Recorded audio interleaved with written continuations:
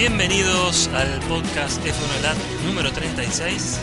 Mi nombre es Andrés López y hoy me acompañan Antonella Croce, Raúl Molina Recio, Diego Sorrero, Ariel Besomi, Matías Ferreira, Juan Cruz Reboredo y Diego Luciano. ¿Cómo estás, Antonella? Hola Andy, buenas tardes, ¿cómo estás? Buenas tardes también para todo el grupo, también para quienes nos están escuchando. Bueno, ¿estás preparada para charlar un poquito? Tenemos varios temas hoy. Vamos a hablar un poco de noticias, vamos a hablar de Bernie también. Tenemos ahí un especial de Bernie. Sí, muy cargado hoy el podcast. Muy interesante con todo lo que hay, pese a que hay un parate importante de Fórmula 1 ahora. Queda mucho para conversar y para debatir en el afuera. Sí, no, tal cual, como siempre, viste que siempre las noticias se siguen moviendo. Sí, es inagotable. La Fórmula 1 es una cantera que no se termina nunca. Nunca, jamás. Raúl, ¿cómo estás? Te extrañamos el fin de semana pasado. ¿Cómo estás? Hola, muy bien. Yo también os extrañé aquí estupendamente. Un saludo a todos y también a los oyentes. Bueno, vamos a ver, Raúl, un poquito después los temas, todos los aspectos técnicos que se vienen ahora para Barcelona y todas las últimas novedades que han ido surgiendo. Así que bueno, Diego Sorrero, ¿cómo estás? Hola chicos, ¿cómo andan todos? Bienvenido a todo el público también, una linda charla que seguramente tendremos hoy con un tema especial, ¿no? Más allá de la actualidad, hablar un poquito del señor Fórmula 1 me parece que es interesante. Sí, siempre. Aparte hay mucha gente, y a mí me pasó buscando ahora info de Bernie Eccleston, estamos hablando efectivamente. Realmente hay muchas cosas que no se saben, uno conoce lo último de Bernie y por ahí es interesante conocer un poco cómo empezó todo. Ariel, ¿cómo estás? Buenas, ¿cómo andan todos? Bien acá, luego de una cena que tuvimos el viernes, donde debatimos sobre varios temas, sobre todo Fórmula 1 y Fórmula 1 y Fórmula 1, como dijo Fernando. Así que, bueno, un poco para aplacar, como dijo Anto, las 3 semanas del parate que tenemos antes de la carrera en Barcelona. Sí, pero bueno, aquí estamos. Dicho sea de paso, es la primera vez que cerramos el local, ¿no? O sea, eran las 3 de la mañana y nos miraban como diciendo, bueno chicos, ¿qué más quieren hablar de Fórmula 1 ustedes? Claro. Pasa que bueno, yo hablo ya a José y a Fernando de las anécdotas, te puede quedar horas. Sí, tal cual. Un saludo a José Carmona y a Fernando Tornelo también, que estuvieron los dos. Mati, ¿cómo estás? Bien, ¿cómo andan? Acá esperando, ansioso la charla de Bernie y todas las noticias. Lindo debate se va a armar de Bernie y bueno, espero irme con otra conclusión que la que tengo por ahora, que es la única, que las 2 hijas es lo mejor que hizo Bernie. Y bueno, sí, la verdad que... Bueno, la Fórmula 1 también. Ahora vamos a ver que hizo bastantes más cosas, pero sí, es verdad, es un buen punto ese. Juan Cruz, querido, ¿cómo estás? ¿Cómo estás, Andy? Hola a todos. Sí, empachado un poco del viernes, ¿no? Que me terminé acostando como a las 5 de la mañana, pero preparado para hablar un ratito de Bernie. Bien, sí, como todos. Y por último, Comendatore, el fundador, ¿cómo estás, Diego? ¿Qué tal? Buenas tardes. Hola a todos chicos, Diego, Anto, Juan, Ari, Mati, Raúl. Un poco desgastado con la voz porque estuve en el programa Celtical, lo cual me dieron el honor de estar 20 minutos y participar con ellos, con Jordi, con Roberto, con las 2 María y demás. Y la verdad que fue un placer estar con ellos, lo cual les dejo saludos y también le quiero mandar las gracias de haber permitido un espacio para F1 Lat. Y bueno, nada, acá preparado para debatir, preparado para hablar de Bernie, preparado para hablar con las últimas noticias de la Fórmula 1, ¿no? Que no descansan, como dijo Anto antes, por más que haya parate, siempre hay cosas interesantes para hablar. Muy entusiasmado con el tema de Audi, ojalá que entrara Audi en la Fórmula 1, ese es mi tema personal, ¿no? Bien, bueno, lo vamos a desmenuzar un poquito ahora, el tema. Bueno, vamos a ir arrancando de noticias sueltas, ¿no? Pero bueno, Alonso estuvo hablando y algunos estuvieron hablando de Alonso. Siempre obviamente Alonso es el centro de la atención, no solo por lo que él significa, sino por todo lo que lo rodea, ¿no? O sea, la expectativa que siempre hay atrás de él. Y hoy, y ya enganchado un poco con el tema que vamos a hablar después, ¿no? Que es el de Bernie, Alonso se lamentó de cómo el negocio está primando más que nunca sobre lo que es el deporte, ¿no? ¿Cómo lo ves este tema, Diego Sorrero? Y es algo que venimos charlando hace bastante tiempo. Yo creo que de algún modo cae de maduro porque los resultados lo demuestran. La gente empieza a demostrar que no está conforme con lo que recibe como producto. Por eso bajaron los ratings de televisión y por eso repentinamente, y no quiero decir que haya sido falso, pero repentinamente vino tan bien el resurgimiento de Ferrari, si no veníamos como con una bola de nieve que cada vez que baja se hace más grande y es como que arrastra, ¿viste? Cuando alguien dice que está mal, todo el mundo empieza a ver que está mal, entonces dice cada vez que está peor y es como que se va haciendo cada vez más grueso. Pero además todo esto viene con un proceso más largo, que es la salida de los motores de gasolina, la entrada de los turbos con poco ruido, esto de ahorro de combustible, bueno, es toda una sucesión de cosas que empiezan a parecer más importantes para el negocio que para el deporte. ¿Por qué? Porque tenemos motores híbridos porque necesitan las fábricas ir hacia el lado que los autos de calle van a estar en el futuro y por eso están interviniendo, y como las fábricas presionan porque quieren esa tecnología, la FIA termina cediendo, a pesar de que tenga la fórmula eléctrica, y todo empieza a ser casi parte de lo mismo y se olvida el deporte. Por eso nos entusiasmamos tantos cuando vemos una maniobra linda, una carrera linda, una lucha de 3 vueltas, porque es como que nos remite a lo que más nos gusta, ¿no? De carrera de autos, la competencia en sí misma. Tal cual, que es un poco lo que mencionaba Alonso, que en el fondo él dice que el ADN sigue existiendo, pero bueno, obviamente es como que cada vez hay más cosas en el medio, ¿no? Él dice que el ADN de la carrera sigue existiendo, vos seguís compitiendo contra otro, pero bueno, cada vez hay más cosas en el medio, cada vez hay más cambios. ¿Sabes qué pasa, Andy? Que eso termina siendo algo que ven solamente ellos, los que están corriendo. Cuando vos no conseguís que eso se traslade afuera, al que mira por televisión, en la tribuna, pasa a ser un entretenimiento de 16 o de 18. Claro. Y esto tiene que trasladarse afuera. Vos tenés que poder verlo desde tu casa o verlo en el circuito y sentir que eso es lo máximo que hay. Claro, y eso es lo que está fallando. El deporte se ha ido tanto hacia la tecnología en todos sus aspectos, desde lo económico, lo híbrido o incluso la electrónica y demás, que empezó a perder la esencia de la carrera. ¿Cuántos añoramos esas 2 vueltas de Dijon-Prenois del 79 entre Arnoux y Villeneuve? Claro, sí, tal cual. Porque eso eran las carreras de autos y no se vio nunca más. Se está perdiendo la esencia, Diego, se está perdiendo la esencia. Claro, exacto. Y es preocupante porque hay demasiados indicadores de que económicamente sirve hasta un punto. ¿Por qué sirve? Porque a Mercedes le va a servir seguramente promocionar que es el mejor en tecnología híbrida, para que el mundo entero sepa que los mejores autos de tecnología híbrida son los Mercedes, y entonces vendan mucho Mercedes. Pero si el producto que lo usan para promocionar se termina cayendo como centro de atención de la gente, va a terminar siendo un boomerang, y Mercedes no va a tener sentido que haya gastado tanto fortuna en una carrera que nadie mira.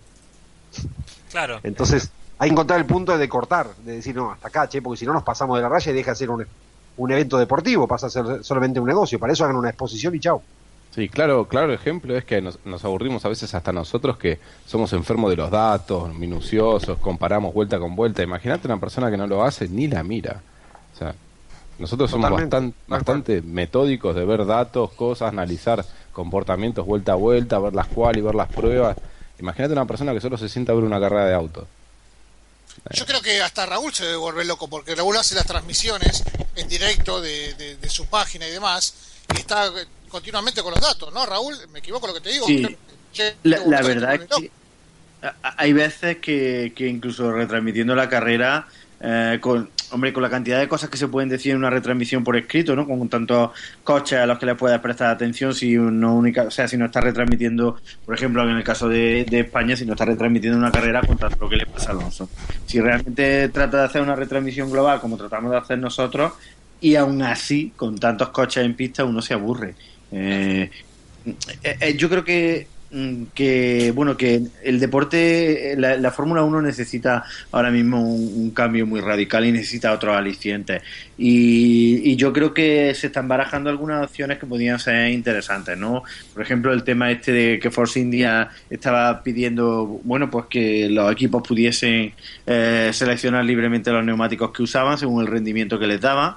No me parece una mala idea, porque ahora mismo tenemos al menos 4 categorías de Fórmula 1. O sea, es que ahora, a una pregunta lo que menciona Raúl, perdón que te interrumpa, pero sí. Si elige libremente como lo planteó Force India, ¿no te parece que al final de todo van a terminar eligiendo los mismos compuestos de neumáticos? ¿No cabe esa posibilidad? Cabría esa posibilidad, pero yo creo que ahora mismo, como está la parrilla, con los diferentes niveles de degradación, habría mucha variedad de estrategias. Por ejemplo, hay coches que conservan muy bien los neumáticos y esos coches nunca se irán a unos super blandos. O sea, esos coches se pueden ir perfectamente a unos super blandos y pueden ir más rápido, pero hay otros coches que a lo mejor les interesa una estrategia más larga, ¿no? Y entonces escogerían unos neumáticos más duros. No lo sé. Y también las diferencias que hay de prestaciones entre un neumático y otro, pues también podía compensar las diferencias que existen entre los motores. Claro. Raúl, No sé, ¿puedo? es como es como en el Mundial de Turismo, ¿no? Pues cuando se ponen los lastres en los coches, aunque está surtiendo poco efecto. Pues quizá una buena manera de equiparar las cosas sería permitir que los equipos medianos o pequeños pudiesen usar neumáticos mucho más, que tuviesen mucha más, que tuviesen un rendimiento mayor, y los equipos más fuertes usasen unos neumáticos más duros y en consecuencia tuviesen que ir más lentos. Lo cierto es que hay que hacer algo con la Fórmula 1 porque, salvo la entrada de Ferrari en el circo, un poco compitiéndole las cosas a Mercedes, la cosa está realmente aburrida, ¿eh? ¿Qué ibas a decir, Diego?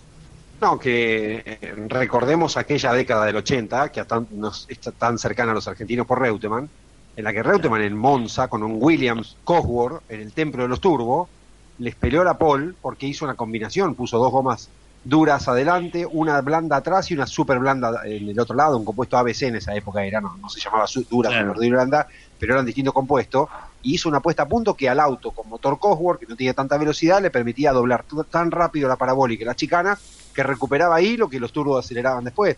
Entonces, me parece muy razonable lo que dice Force India. Ojalá se dijera, bueno, están estos 5 compuestos, cada uno que usted lo quiera. A lo mejor tenés que elegir antes del fin de semana, bueno, yo quiero este y este, o tantas gomas de este y tantas de este, pero incluso combinar, podés poner del lado derecho 2 intermedios, del lado izquierdo 2 blandos, ¿y por qué no? Pero lo que plantea Force India, Diego, para que no confundir el oyente, lo que plantea Force India es que elijan sus neumáticos parejos los 4 iguales, o que elijan como vos estás mencionando, Diego. No lo sé, pero yo agarro la idea, no importa, yo agarro la idea y digo, si la Fórmula 1 necesita batir un poco, mezclar todo y largar de nuevo las cartas a la mesa, es una buena opción hacer así, dejar que cada uno elija tantos compuestos, tantos juegos, o sea, el máximo juego sigue siempre lo mismo, vos elegís en esa cantidad lo que quieras, y vos te la rebuscás, problema tuyo. Claro. Aparte puede haber también un piloto que escoja correr con duras y haga una parada menos que el resto. Exactamente. Está claro que abrís opciones de estrategia y multiplicás las variables que se dan, digamos, es una variable más que podés modificar que hoy no está modificable, digamos, ¿no? O sea, hoy a lo sumo lo que puedes hacer es Andy, a mí también me gustaría ver... Sí. Me gustaría ver no solo que den libre elección encubierta, sino también creo yo que el Lauro está muy limitado en puesta a punto, porque primero tenemos el parque cerrado post quali o ya post práctica para con la carrera, o sea que tenemos que encontrar un balance casi ideal para poder hacer la pole y después ganar la carrera. Después tenemos la relación de marchas de la caja de cambios que no se puede tocar durante todo el año. O sea, me gustaría que se libere un poquito más esa parte. Sí. No te voy a pedir que me agregues el tercer pedal con el embrague y una caja de Nache porque es muy difícil, ¿no? Pero me encantaría.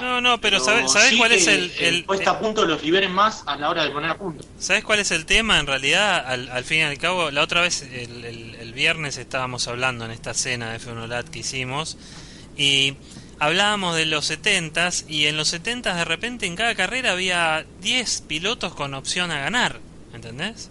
Por ahí.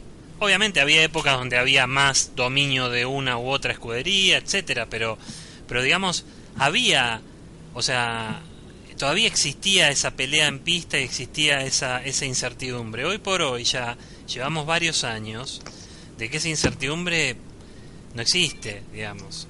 Es decir, salvo en ese año ¿cuál fue? El 2013, que ganaron 6 pilotos, 2012 que ganaron 6 pilotos 2012. Distintos las primeras carreras, el resto fue un monólogo de Red Bull y ahora está haciendo un monólogo de Mercedes. Entonces ya vamos para el 5.º año de ya, digamos, decir, bueno, el que va ya más o menos sabemos quién gana, el resto no sé, ¿viste? Pero y eso está haciendo, bueno, que todo esto, ¿no? O sea, todo lo que estamos hablando, ¿no? Que perjudica la categoría porque le saca el interés.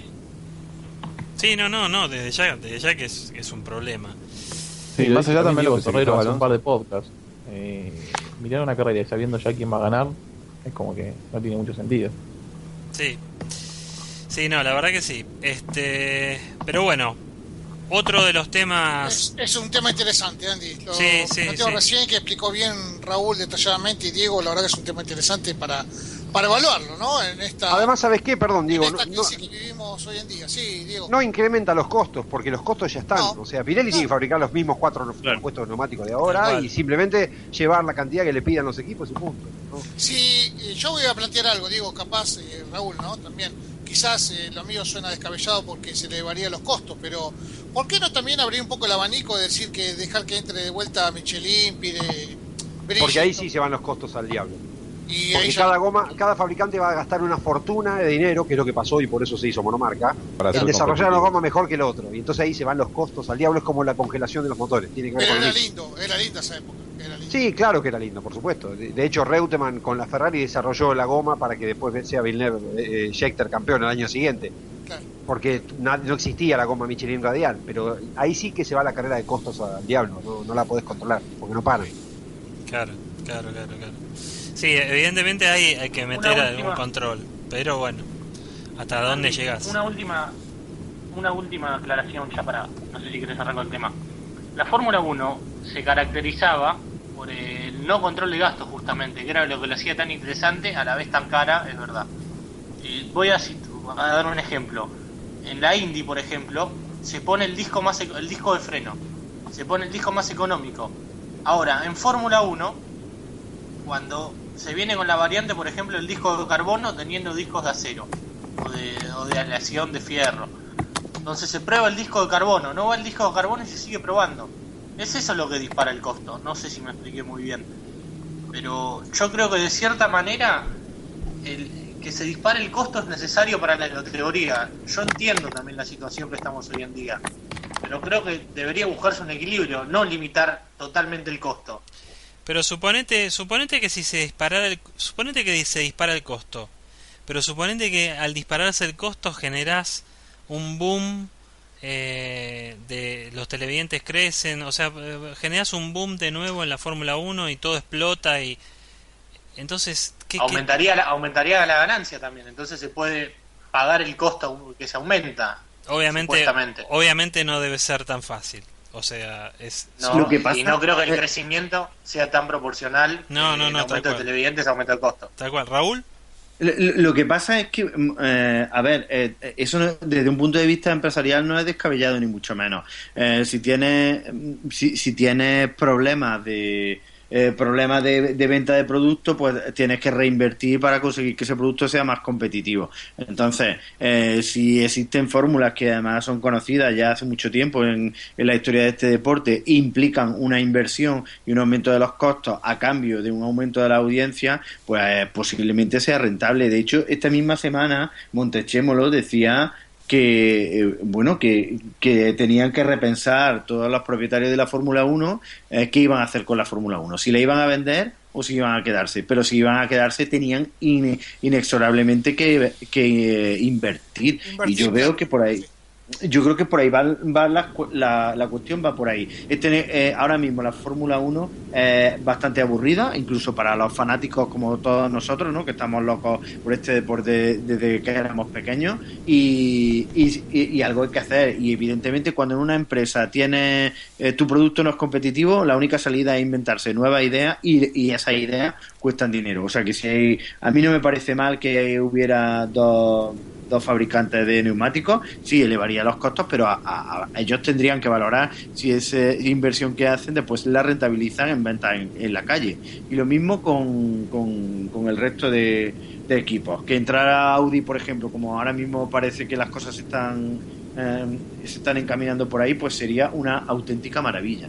Y por supuesto que Honda y Renault se incorporasen a una lucha, haría de este deporte algo que ahora mismo es muy aburrido. Todos sabemos que el Mundial lo va a ganar Mercedes y que el Mundial lo va a ganar Hamilton. Sería muy, muy, muy raro que no ocurriera así.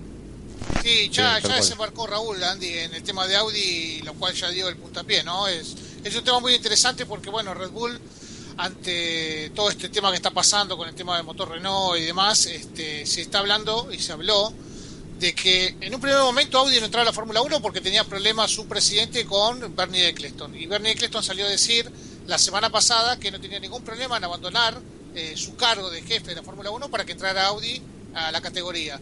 Resultó ser que ahora el presidente de Audi renunció, lo cual deja las puertas abiertas como para que Audi ingrese a la Fórmula 1 y que estaría comprando el paquete de Red Bull y Renault se quedaría con el paquete de Toro Rosso, lo cual sería, no sé, o sea, se armaría un lindo... Sí, tengo entendido que es el presidente de Volkswagen, ¿no es? Sí, claro. Volkswagen Audi Group. Claro, es el número uno.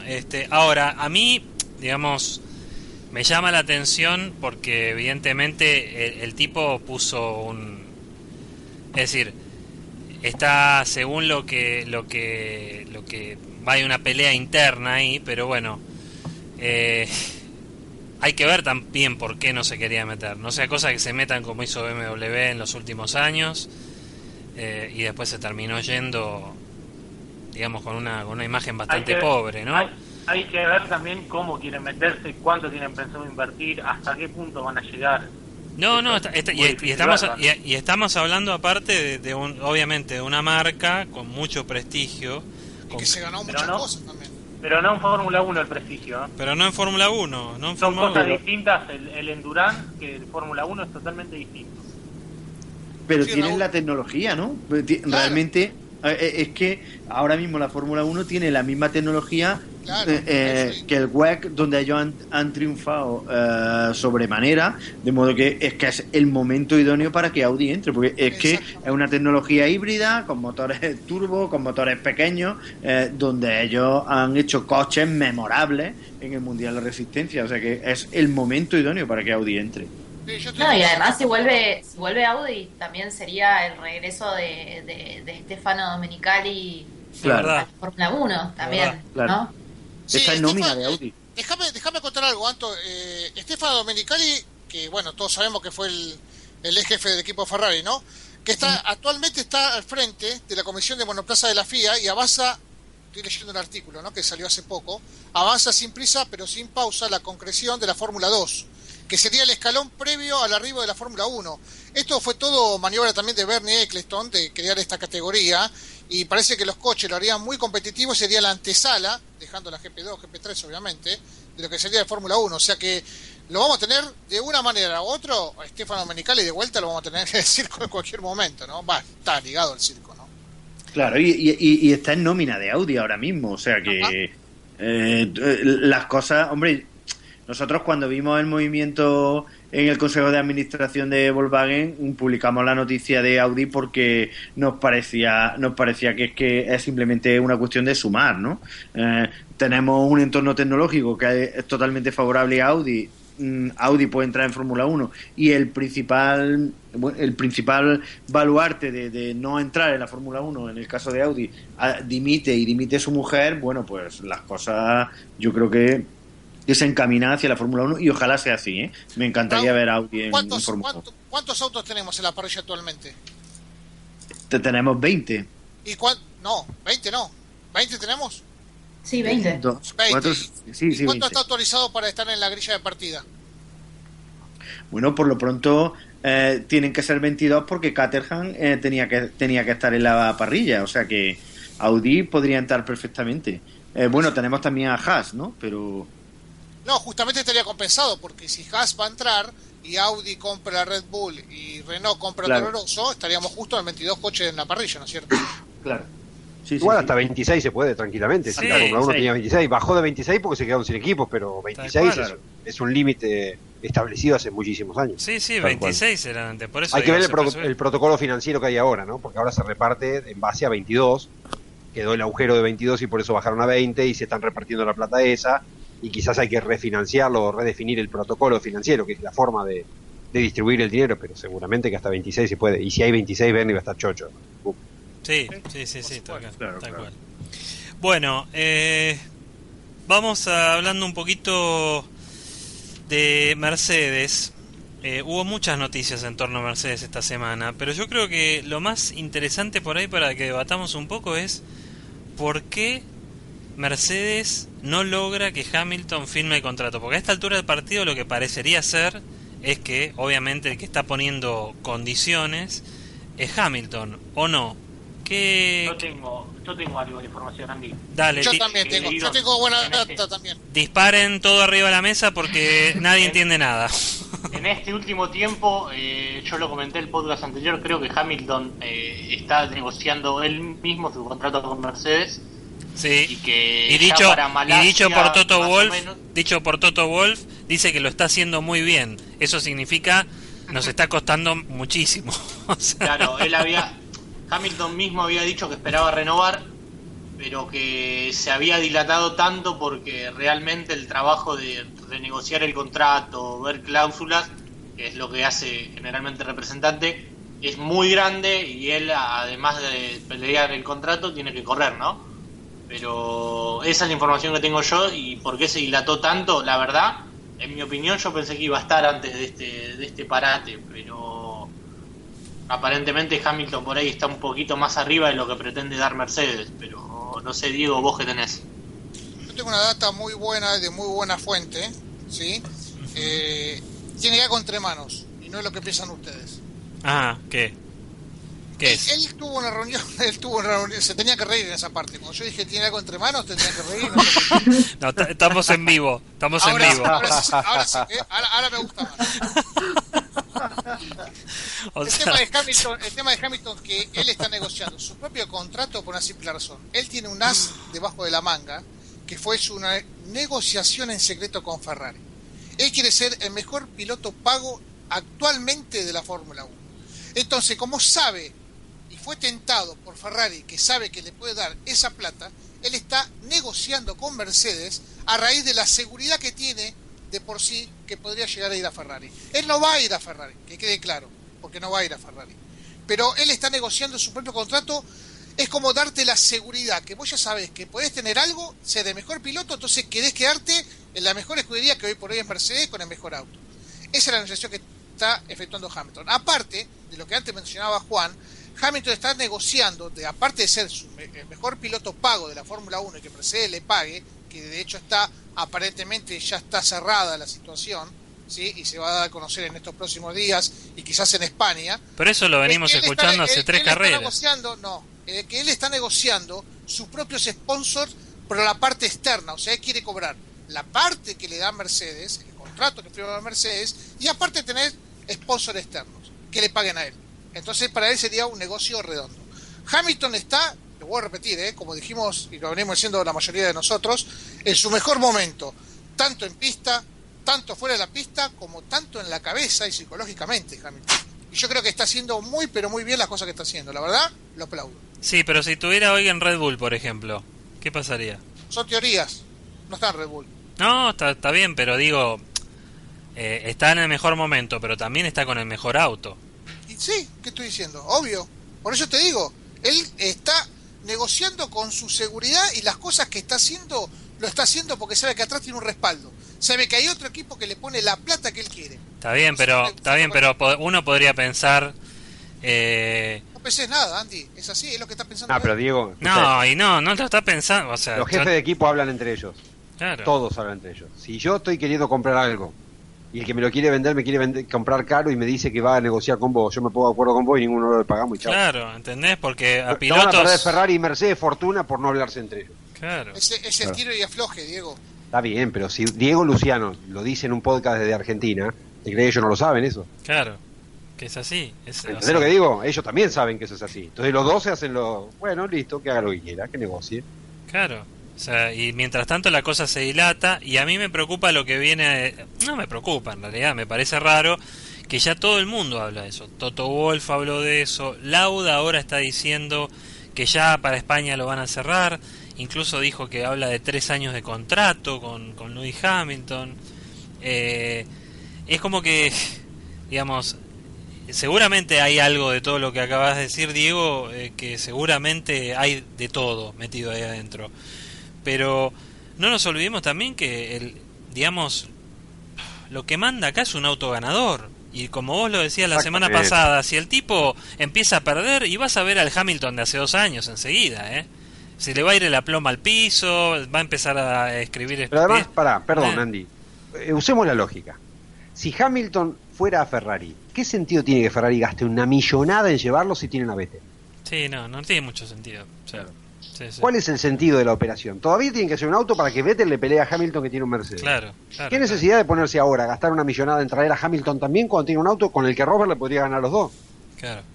A Vettel y a Hamilton en Ferrari. Entonces no tiene mucho sentido. Para mí son especulaciones solamente porque están definiendo el número. Por decir, las condiciones. Yo creo que va a ser dinero y a lo mejor hay otras condiciones más. Pero hasta puede haber estas de que él niega de que ser piloto número 1 y no tener a cierto compañero.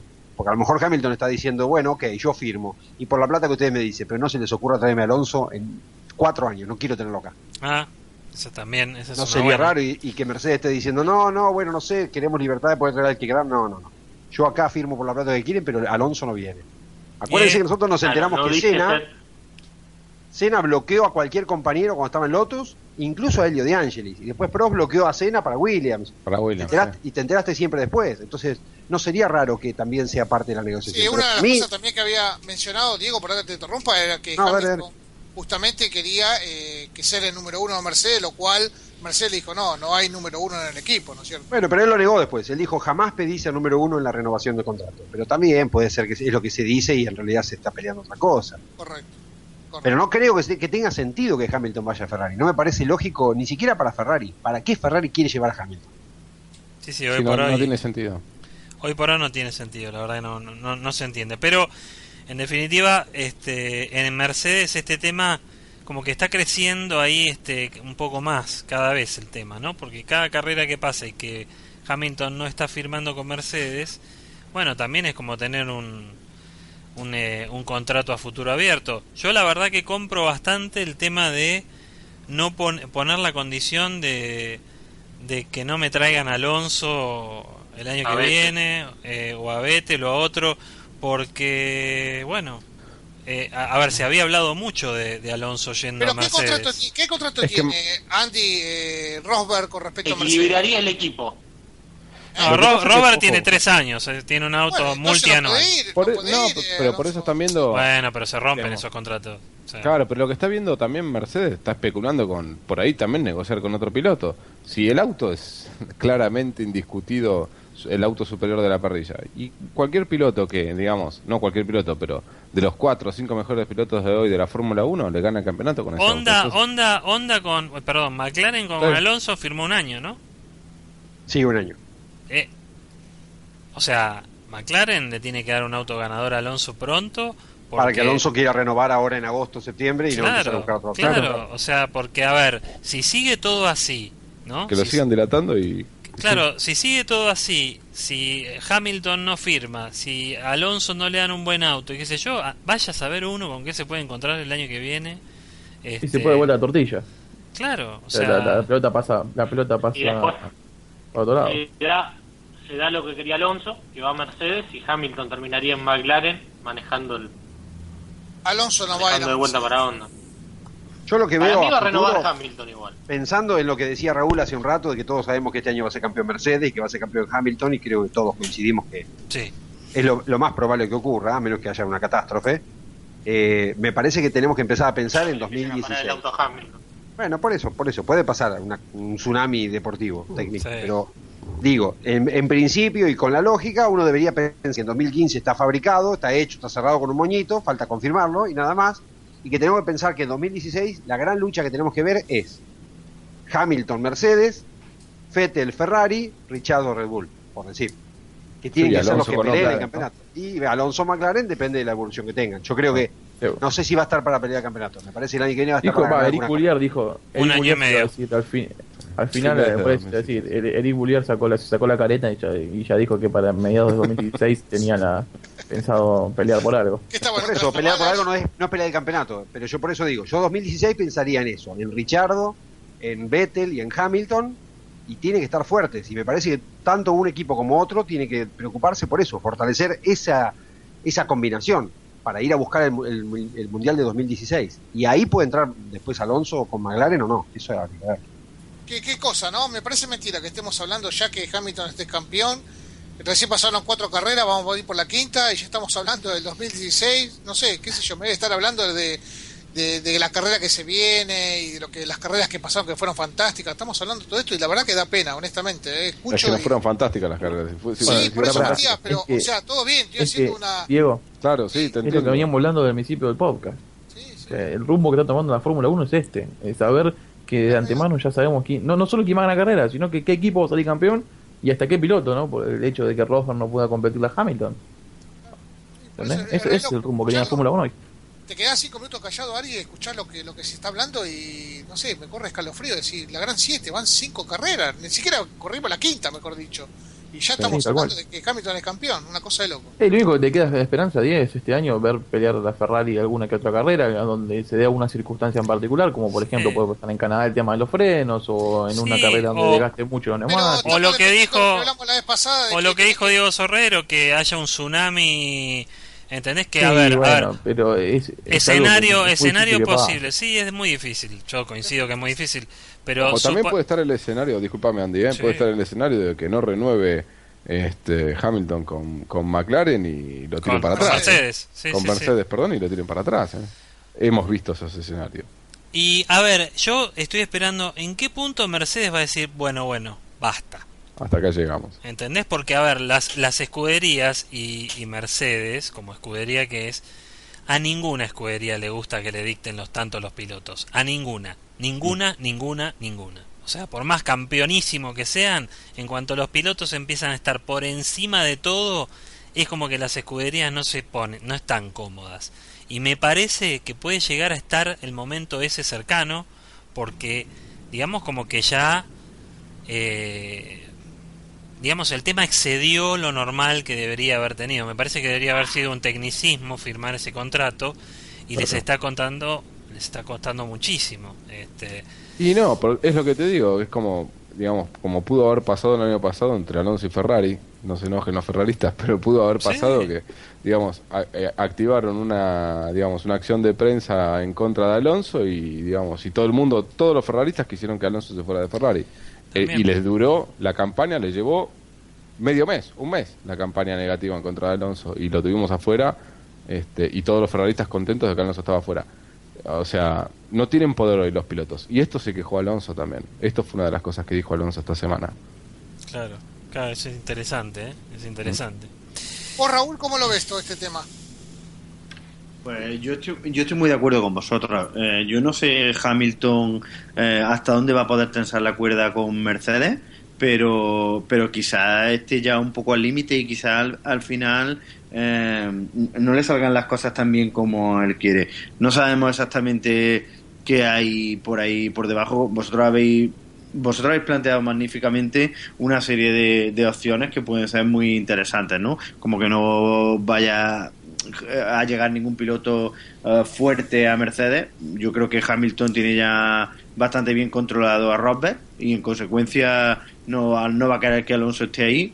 También es interesante ver cómo va a evolucionar McLaren, ¿no? Ahora mismo los vemos muy mal, pero tienen que reaccionar, porque si no, es cierto que Alonso podría marcharse a otro equipo, no sé a cuál, porque ahora mismo Red Bull si sigue con Renault tiene muy poco que hacer, y el único sitio al que podría ir sería Mercedes, porque ya está acabando su carrera deportiva y necesita un título mundial. Si no, entonces la verdad es que es un tema escabroso, pero quizá Hamilton está tensando demasiado la cuerda y veremos si no le sale tan bien como él piensa, ¿no? Claro, sí. A mí con Alonso disponible yo no me haría tanto el piola. Digamos. Claro, es que es fácil. Es que tú dices, bueno, es que pierdo a Hamilton, pero es que me da exactamente igual, porque es que traigo a Alonso, que está en un equipo hundido por completo, y sé que me va a dar el título mundial con seguridad. Y es que por ese lado Mercedes tiene la sartén por el mango, porque Hamilton se está arriesgando, está caminando sobre la cuerda floja con esta actitud de hacerse el exquisito y estirar la negociación, porque perfectamente le puede pasar que le salga el tiro por la culata y Mercedes le diga, bueno, sí, está bien, a ver, evaluamos tus condiciones, las que vos estás poniendo ahora, y le dicen, no, ¿sabes qué? No estamos de acuerdo, tenés pase libre, hacé lo que se te dé la gana. Claro. Y lo traen a Alonso. tienen el auto, se suba Alonso o se suba cualquiera del top 5 de pilotos de hoy, Sí, sale campeón. gana el campeonato. Es más, Seguro. Lo que pasa es que ustedes Mercedes mismo está limitando a Rosberg. Ujú. O sea, Anto, acordate, imagínense- sí. No, sí, dale. Acordémonos que en el 96, final del 96, Desmond Hill se llevó el 1 a Arrows y a Williams le importó muy poco. No, Claro. no sé si se acuerdan. Claro. Claro, sí. claro. Williams echó a Mansell, fue campeón y lo echó. Claro, es verdad. Claro. No, por eso. Pero lo que pasa es que no importa, porque si Hamilton finalmente no se sale con la suya, va a ir a otro equipo. Sí. Si traen a Alonso, Hamilton irá a McLaren Honda. Y va a seguir ganando millones y va a llevar su talento ahí. Y el auto va a crecer y se va a desarrollar y él va a poder ganar en un año más, pero ya ganó 2 títulos. Claro. O sea, tampoco es que Hamilton no ganó nada y está haciéndose el exquisito porque todavía no ganó y está arriesgando todo. Él ya tiene un título adentro, 2 títulos adentro y va a ir por el tercero. Entonces, Casi 3. probablemente gane este tercero y si no renueva, ¿qué importa? Ya es tricampeón mundial, gana millones Claro. y se irá a otro auto. Sí, pero suponete que vaya a McLaren. ¿Le va a gustar estar en esa posición de no tener la herramienta? ¿Qué Y problema? pasar yo una creo que para el media. 2016 ya va a estar. Y Messi el 2017, el colmo de los colmos, ¿no? Por Alonso. 2017 Alonso va a Mercedes y McLaren Honda campeón, se muere. Y Mercedes se retira. Y bueno, y puede pasar, y sí. Claro. ¿por qué? Y desgraciadamente, Colmo, Diego. Vos querés Desgraciadamente. vos querés un tsunami deportivo, lo tenés. Ahí estamos. Por favor, mirá, qué sé yo. O sea, todo es posible. Y realmente, si uno tiene que ver hasta ahora los saltos que fue dando Alonso, y bueno, digamos que entre comillas no tuvo la suerte que debería haber tenido o no tuvo la visión que debería haber tenido hasta ahora. Ojalá realmente logre lo que él se propuso en McLaren, pero a mí me cuesta creer que teniendo el contrato abierto y si McLaren no le empieza a dar a partir de España señales claras de que saben para dónde están yendo, si yo fuera Alonso empezaría a tocar puertas. A ver, Claro. ¿quién no quisiera tener un tipo como Alonso en sus filas? Claro. O sea, a ver, le das un poco de auto y el tipo gana. ¿entendés? Yo creo que a menos que sea un desastre en McLaren, pero un desastre significaría retroceder a lo que ya avanzaron.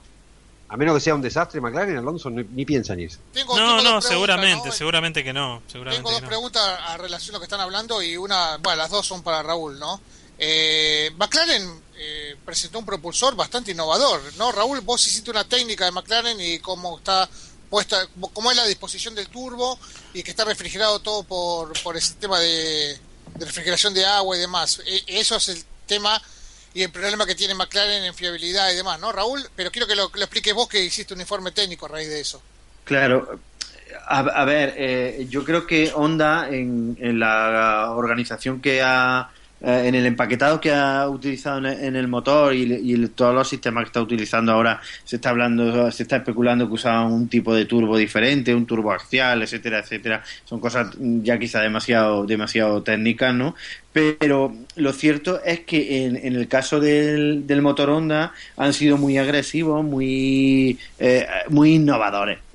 En verdad yo considero que es la única manera de poder igualar el motor Mercedes, ¿no?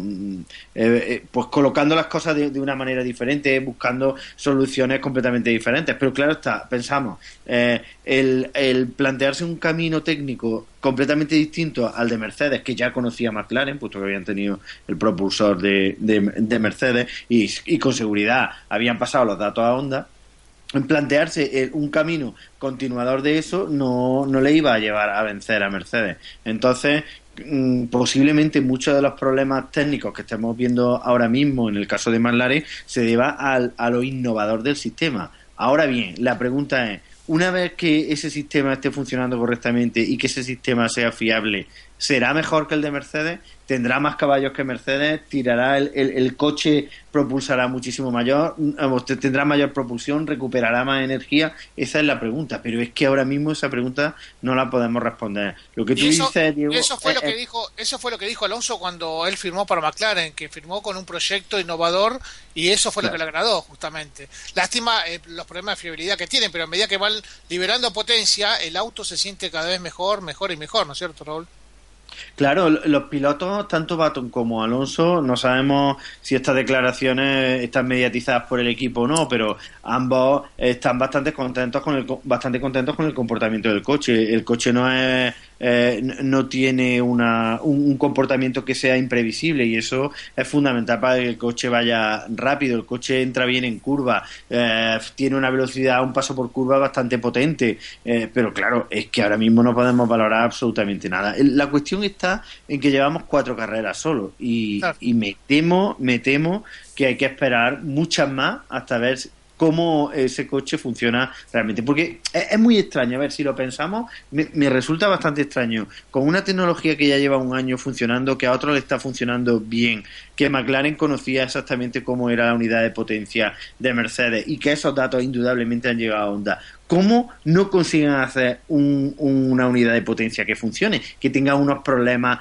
tan inmensamente graves, ¿no? Bueno, pues hay que entender que están cogiendo caminos diferentes. Si lo trasladamos a Renault, también nos vamos a encontrar lo mismo. ¿Cómo Renault el año pasado tenía un coche que era mucho más fiable que el de este año? Pues evidentemente han hecho cambios muy drásticos en el motor, y hasta que consigan encontrarle el punto de fiabilidad. Ahora bien, cuando la fiabilidad del Renault esté resuelta, lo mismo que la del Honda, veremos hasta dónde llega. Y en el caso de Ferrari, ¿dónde está la clave del paso tan gigante que han dado? Pues también está en la unidad de potencia, pero en este caso han aceptado. O sea, han conseguido muchos más caballos, han conseguido mucho más rendimiento, mucha más recuperación de energía, por lo que se ve en pista a simple vista, y sin embargo la fiabilidad no se ha resentido. Yo creo que ahí está la clave.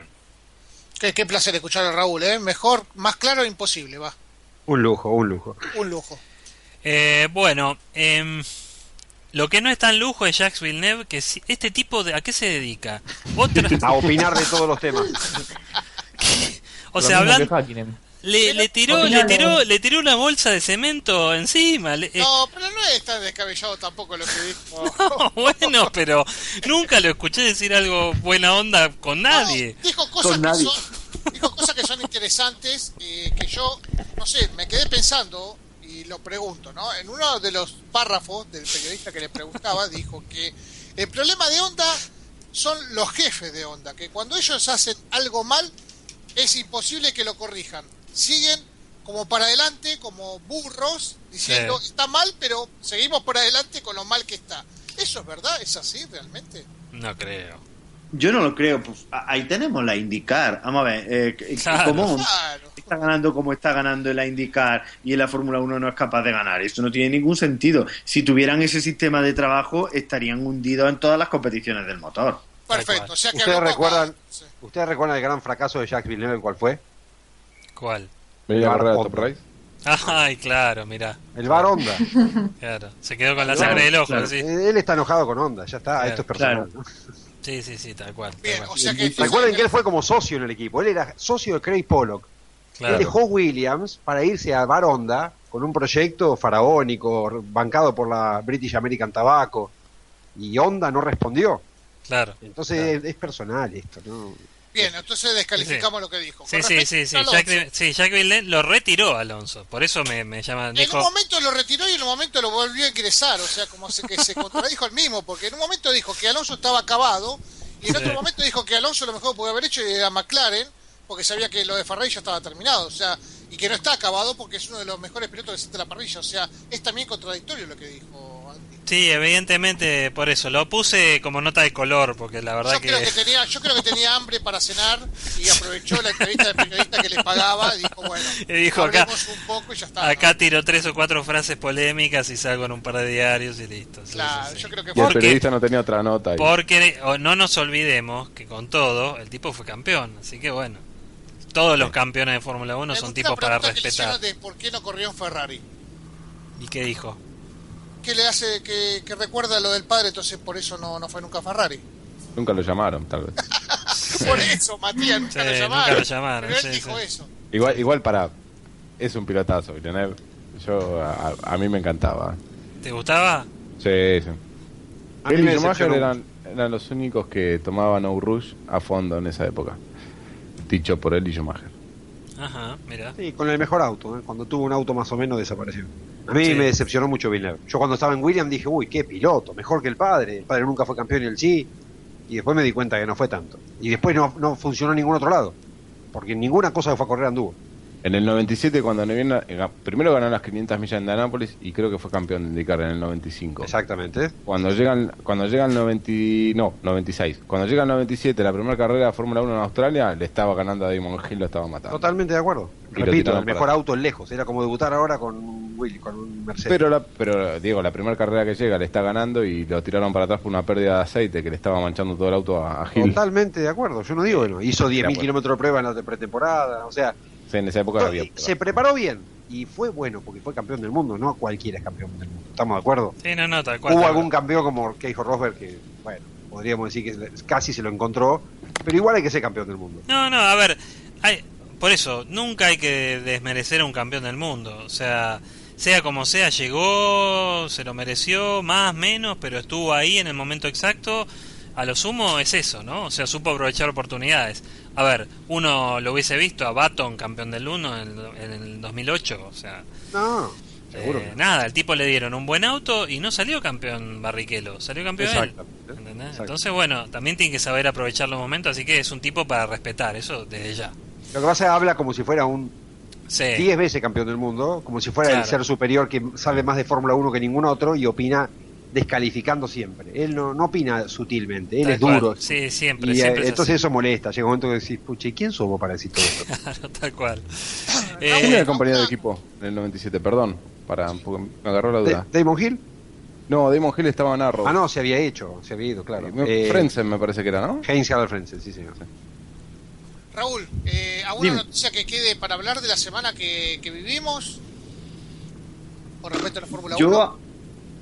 La verdad es que creo que están todos bastante... Bueno, lo de el botón mágico de Mercedes, ¿no? Sí, el botón mágico de Mercedes, sí. Bueno, Toto Wolff admitió, es decir, dice que tienen un botón que da 20 caballos más solo en quali porque no se juegan, digamos, por un tema de fiabilidad de usarlo en carrera. ¿Les creemos? Sí, yo le creo. Claro, es un mapa motor, un mapa motor agresivo y ya está. Y es totalmente lógico, es un mapa motor que si lo usan en carrera, pues pueden tener pueden tener graves problemas de fiabilidad y lógicamente no se van a arriesgar a eso teniendo ya un coche bastante duro de vencer, ¿no? Entonces es lógico. Además, si miramos todas las clasificaciones desde el año pasado y las que llevamos se ve que hay un momento en el que a partir de la Q2 y en la Q3 están en un nivel que antes no se había visto en el resto del fin de semana. ¿Te puedo hacer una pregunta, Raúl? Sí. ¿Ese botón podría, digamos, los demás equipos imitarlo o están bloqueados para imitarlo, para desarrollarlo? Pues claro, es que el problema de los motores en la actualidad, que la verdad que es un poco aburrido, es la cuestión del software y la gestión del software. Esto es una cuestión de inventiva, de innovación, y el que sea capaz de sacar lo mejor de todos los elementos de la unidad de potencia, que no estamos hablando únicamente de un motor, ¿no?, sino de la forma en la que se recupera la energía, etcétera, y de qué manera se entrega, pues claro, en el coche, en todos los sentidos, pues claro, no es fácil. Yo creo que no es fácil. O sea, lo puede hacer Mercedes, que tienen una unidad de potencia sumamente potente y fiable y pueden ponerla al límite, pero los demás al límite, yo creo que los demás ya van bastante cerca del límite y todavía no llegan al nivel de Mercedes, ¿no? Entonces, claro, seguro que los demás lo imitan, pero no llegan, claro. Claro. Okay. Está el tema, hablando de límites, está el tema de Ferrari, que mucho se viene hablando de que va a presentar, o que ya tenía en realidad un motor con 20, 30 caballos más, pero por tema de fiabilidad no lo llevó a las primeras carreras y lo va a terminar utilizando en estas próximas carreras. Dicen que entre España o Canadá, porque Mónaco no haría falta un motor con más HP, porque ¿Es verdad eso, Raúl? Lo que mencionaste. Sí. Hombre, yo creo que ese motor ya lo pusieron, lo probaron en Barcelona en la última semana de test, y que bueno, Sauber desmintió que ellos lo probaran, pero yo creo que Ferrari lo probó y simplemente tuvieron miedo por cuestiones de fiabilidad, lo han lo han estado desarrollando esta primera parte de la temporada y claro, ahora llega Barcelona, que es uno de los clásicos en la introducción de novedades, de paquetes aerodinámicos, etcétera, etcétera. Entonces yo me imagino que, hombre, creo que ellos tratarán de llevarlo para Barcelona, pero si no pueden llevarlo para Barcelona, pues el sitio idóneo después es Canadá, porque lógicamente en Mónaco, ¿para qué? ¿No? En Mónaco los motores no van al límite porque no tienen dónde ponerlo al límite, no tienen trazado dónde poderlo poner al límite, ¿no? Yo creo que sí. Tal cual, bueno, es interesante eso, ¿no? Porque es una variable más que, bueno, se viene hablando hace tiempo, porque la verdad que le haría bien al campeonato mundial que eso sea cierto, ¿no? Claro, que sea cierto. Igual, con todo, yo creo que Mercedes tampoco se va a quedar quieto. Mercedes tiene token libres, va a seguir evolucionando y me imagino que siempre evolucionar desde un lugar tan bueno como el que tiene Mercedes es más fácil que evolucionar del lugar malo que venía Ferrari, ¿no? O sea, pero bueno, obviamente los desarrollos se alcanzan entre sí y lo que pasa que creo que todos estamos sorprendidos de que Ferrari haya realmente logrado evolucionar y no involucionar como venía haciendo los últimos años, ¿no? Que empezaba bien y metían las famosas peoras, ¿no? Porque el auto cada vez que le metían una mejora andaba peor. Así que, bueno, nada, es una linda, digamos, apuesta para hacer. La verdad que es difícil poner plata en cualquier lado ahí, ¿no? Yo, obviamente, lo más seguro es seguir poniendo Mercedes, me parece. Pero lo cierto es que es lógico. A ver, si los equipos consiguieron sacar de la FIA el tema de los tokens y van a estar desarrollando los motores, lo lógico es que veamos mejoras en todos los motores. Que a lo mejor Mercedes retrasa un poco más la evolución de su motor, bueno, vale, perfecto, pero lo lógico y lo esperable es ver un incremento del rendimiento en todos los motores, sobre todo en Ferrari y bueno, y ya no digamos en el caso de los Renault que necesitan una auténtica revolución, literalmente, vamos. Sí, tal cual. Bueno, ¿te parece, Andy, arrancar con un título así, un poco como que las manos atadas de Eccleston? Y ya arrancamos sintonía con Barney los últimos 20 minutos del programa, ¿te parece bien? Me parece perfecto. ¿Una breve intro te parece bien, Andy? Sí, ahora hago una intro. Por ahí, a ver, ¿cómo arrancamos? La idea es hablar un poco de Bernie Eccleston. Creo que todos conocemos a Bernie por lo último que hemos visto de él, ¿no? O sea, es una persona último 10, 15 años, ¿no? Pero para los muchos jóvenes que escuchan este podcast, bueno, Bernie Eccleston está hace muchos años en la Fórmula 1. Así que sería interesante hablar de él, pero empecemos por atrás. Y la opinión de despedida de Raúl, ¿qué es lo que qué te hace, qué te amerita pensar Raúl Bernie Eccleston? Pues mira, tirá la bomba, Raúl, y anda a dormir. Empezá por atrás, o sea, ya todos sabemos. Vale, pues yo creo que la mayor bomba que ha soltado Bernie y que bueno, y es la mejor expresión de lo que es, este hombre fue el que dijo que la muerte de Senna fue buena para la Fórmula 1. Sí, tal cual, ¿no? Exactamente. Espectacular. Exactamente. Así que yo creo que partiendo de ahí os dejo un tema bien polémico y bien caliente. Escabroso para seguir charlando. Sí, la verdad que sí. Y ha tenido entre esas otras, como por ejemplo que las mujeres deberían vestirse de blanco como los electrodomésticos. Así que imagínense. No, que nos hacen ver como heladera de verdad. No, pero aparte, no, digamos, sin pelos en la lengua. Y ha dicho cosas mucho peores que ahora vamos a ir viendo, pero bueno. Totalmente agradecido que haya estado con nosotros y la verdad que dejaste un buen temita con el tema de lo que mencionaste recién de Bernie Eccleston. Te mando un abrazo grande y gracias, Raúl. Un abrazo a todos vosotros, como siempre un placer y un abrazo también para todos los oyentes. Bueno, Raúl, un abrazo grande, nos vemos la próxima. Venga, hasta la próxima. Hasta luego. Bueno, entonces queda planteado el tema.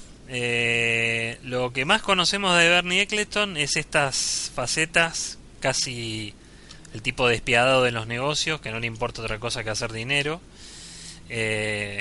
pero en el fondo también tenemos que pensar en todo lo que hizo la Fórmula 1. Y un poco la idea acá es, digamos, no desmitificar lo que es, porque el tipo es lo que es y no hay forma de darlo vuelta, eso de ninguna manera, creo.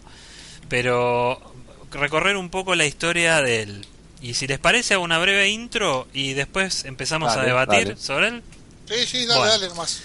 Bueno, Bernie nació en Inglaterra, obviamente, en octubre de 1930, hijo de pescadores, ¿no? O sea, venía de una familia, digamos, modesta. Muy humilde. Y humilde, exactamente. Y bueno, en sus primeros estudios estuvo estudiando química, trabajando para empresas de gas. Y su pasión por las motocicletas hizo que ya después de la Segunda Guerra Mundial tengo una empresa que vendía repuestos para motos, ¿no? Eso lo fue llevando a hacer un dinero y más o menos en 1951 compra sus primeros coches de Fórmula, en este caso Fórmula 3, y empieza a correr y eventualmente hasta gana una carrera. Pero a raíz de los accidentes que tuvo durante esa época decide dejar las carreras y dedicarse a ya sus primeros negocios que estaban relacionados con todo lo que era el mercado inmobiliario, ¿no? O sea, ya podemos ver que desde 1951, de los años 50, ya Bernie estaba dejando las carreras por negocios, y estaba jugando con las dos cosas al mismo tiempo, cosa que creo que hoy es claro que lo sigue haciendo, ¿no? Después en 1957 vuelve a las carreras como manager de una persona, de un piloto llamado Louis Evans, y vos, Diego, me decías que era muy amigo de él, ¿no? Sí, correcto, Andy. Era muy amigo y personalmente de él. Algo para contar también, que él cuando ya de por sí era chico, era buen negociante, porque ya que con los poco dinero que le podía llegar a dar la madre, compraba facturas al panadero que tenía a mitad de cuadra, y cuando iba al colegio, las facturas las revendían en el colegio. O sea que ya ahí hacía diferencia, ¿no? A ver, el tema es así. Para contar, sí, Diego. Sí, no, que es interesante, porque lo que habla eso es de su visión, de la visión que él tenía de comprar algo que es barato para venderlo caro. Claro, porque básicamente pasa por ahí, él compraba facturas muy baratas, o un pan, una cosa así era, sí, la vendía al doble, pero además se aseguraba que los chicos grandes del colegio lo protejan dándole una comisión de lo que vendía. Claro. Entonces, es increíble, el chico con 8 años le pagaba a chicos de 12 plata, no facturas, plata le daba, claro, para que ellos lo cuiden cuando otro quisiera venir a soplarle el negocio. Otra de las cosas para mencionar, que en la mitad de lo que mencionaba Santi con respecto a la motocicleta, que él vio la beta con respecto a una agencia de auto, cuando tenía agencia de auto, y si yo, Diego me va a corregir, él lo que hacía en su momento era bajarle el kilometraje a esos autos y los revendía a un precio mayor. Todos sabemos que no es lo mismo el valor de un auto que tiene 230.000 kilómetros a vender un auto que tiene 130.000 kilómetros, por ejemplo. Prácticas que hoy en día no se hacen más. No, por favor, no, eso ya no se puede. Los autos tienen odómetro digital ahora. Tal cual. Bueno. Otra cosa en la que se dedicaba era ya a dar préstamos, ¿no? Con la incipiente dinero que tenía en esa época, y lo que vos decís, Diego, tenía su concesionario de autos donde tenía incluso remates de fin de semana, donde él hacía las diferencias, ¿no? Obviamente como lo mencionábamos recién. Bueno, pero después de eso, en 1958, Louis Evans, en un gran premio en Marruecos, muere, y Bernie queda muy choqueado por el tema y se retira nuevamente de las carreras por segunda vez en su historia, y está alejado de las carreras bastante tiempo, hasta un momento importante que obviamente creo que acá ya es donde empieza a desembarcar el Bernie que conocemos. A fines de 1971, el dueño de Brabham de esa época, un tipo que se llamaba Ron Tauranak, estaba buscando socios para su equipo de Fórmula 1. Te voy a hacer una corrección chiquitita, porque tiene que ver con lo que pasó antes. Él se transformó, él vuelve a las carreras como manager de Jochen Rindt. Ah, exactamente. Sí, y cuando se mata Jochen Rindt, él decide no tener más nada que ver con los corredores. ¿Por qué? Porque otra vez se mata a un amigo de él. Claro. Como había pasado con el inglés antes. Entonces ahí es donde Eccleston decide alejarse de los corredores, no tener más, no involucrarse más personalmente con el mundo de las carreras y empezar a ver los negocios. Y entonces busca ahí la opción de entrar como jefe, como dueño o propietario de un equipo, para después sí dar todo el siguiente paso, que era empezar a ver el negocio que nadie estaba viendo. Claro, no, impecable, claro, eso cierra mucho más. Y bueno, finalmente ahí ya es una historia que empieza a tomar velocidad, ¿no? O sea, compra Brabham, se dice por 100.000 libras, y de ahí en más hace una serie de contrataciones, que ahora podemos ver quiénes eran, pero que permiten empezar a hacer los autos, los famosos BT-42, BT-44, bueno, autos que fueron no solamente muy lindos autos, sino que uno de ellos, en nuestro caso, nuestro corazoncito, fue manejado por Carlos Reutemann y ganaron varias carreras en esos años. Y bueno, de ahí en más, Bernie Eccleston empezó obviamente a tomar preponderancia como dueño de equipo y como administrador, desembarcando en lo que es la creación de la FOCA, que fue digamos la asociación de constructores de esa época, asociado con Frank Williams, Colin Chapman, entre otros, Ken Tyrrell y Max Mosley, ¿no? O sea, gente, todos apellidos fuertes en la Fórmula 1, y esto ya era en 1974. Sí, yo creo un poquito para resumir, perdona Andy que te interrumpa y quizás no aburrir tanto al oyente con tanta data e info, ¿no? Sí. Y ahí que pido colaboración de Diego Sorrero. Yo creo que, a mente como mencionaba antes Dieguito, más temprano en el análisis y en la introducción que hiciste sobre Bernie, que ya de por sí era un visionario en lo que iba a hacer y lo que hizo, inclusive en la Fórmula 1, él a finales de 74 empieza a buscar aliados como para destronar, no sé si está bien dicho Diego, corregirme, a Balestre, ¿no? Que Balestre era el encargado de manejar todo lo que era la Fórmula 1. Lo que pasa no es destronarlo. A ver, acá hay algo interesante. Él lo que hace es ver. Yo les voy a contar cómo estaba el ambiente de la Fórmula 1. En esa época los circuitos le pagaban a los pilotos. Por ejemplo, Monza organizaba el Gran Premio de Italia y Monza arreglaba el caché de cada piloto. Le pagaba a Jim Clark mucho más que a un piloto menos importante. Y ese arreglo lo hacía el circuito porque el circuito sabía que siendo a correr los pilotos importantes iba a haber público en las gradas.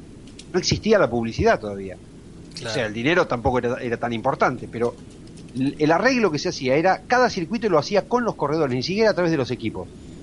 Y Eccleston lo que vio era que la Fórmula 1 era un diamante en bruto que nadie estaba aprovechando y empezó a ver la posibilidad de que esto se mueva para todo el mundo y que alguien lo administre.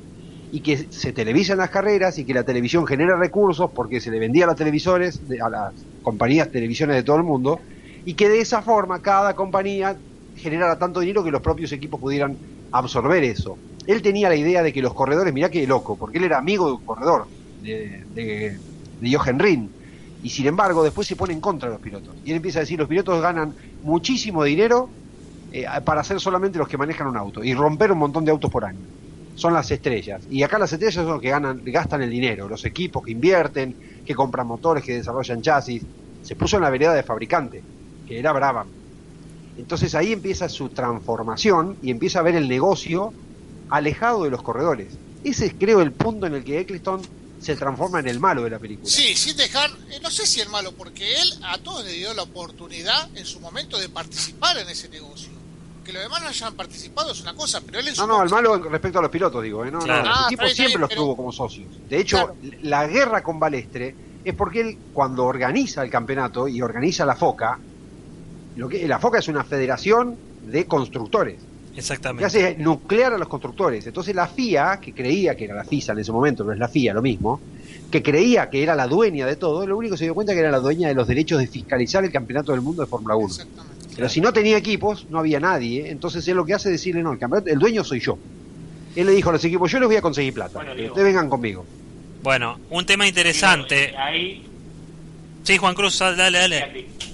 No, que iba a decir de ahí cómo sale, que como consejero, o sea, Eccleston asume el mando en el 78 de la FOCA, con consejero legal Max Mosley, que arranca a negociar con ese momento la FIS y Jean-Marie Balestre por los derechos de televisación, que después Eccleston funda, por así decirlo, la FOPA, que en realidad era el mismo. Claro. No sé si me siguen ahí. Claro. Acá tengo los porcentajes exactos de la negociación de las ganancias de la televisación de la Fórmula 1 de ese momento. Ahora si quieren los doy, cuando ustedes quieran. Sí, dale, dalos. Bueno, le da un 47% de las ganancias totales a los equipos, que es lo que decía Diego recién, que le empieza a protagonizar, él se pone de parte de los equipos. Todo proveniente de derechos de la televisación. Sí, correcto. Tal cual. El 30% va a la FIA, negociado con Balestre. Correcto. ¿No? Y el 23% sobrante va a la FOPA, es decir, a Bernie Eccleston mismo, pero con un detalle: él sí va a hacer cargo del dinero de los premios. Exacto.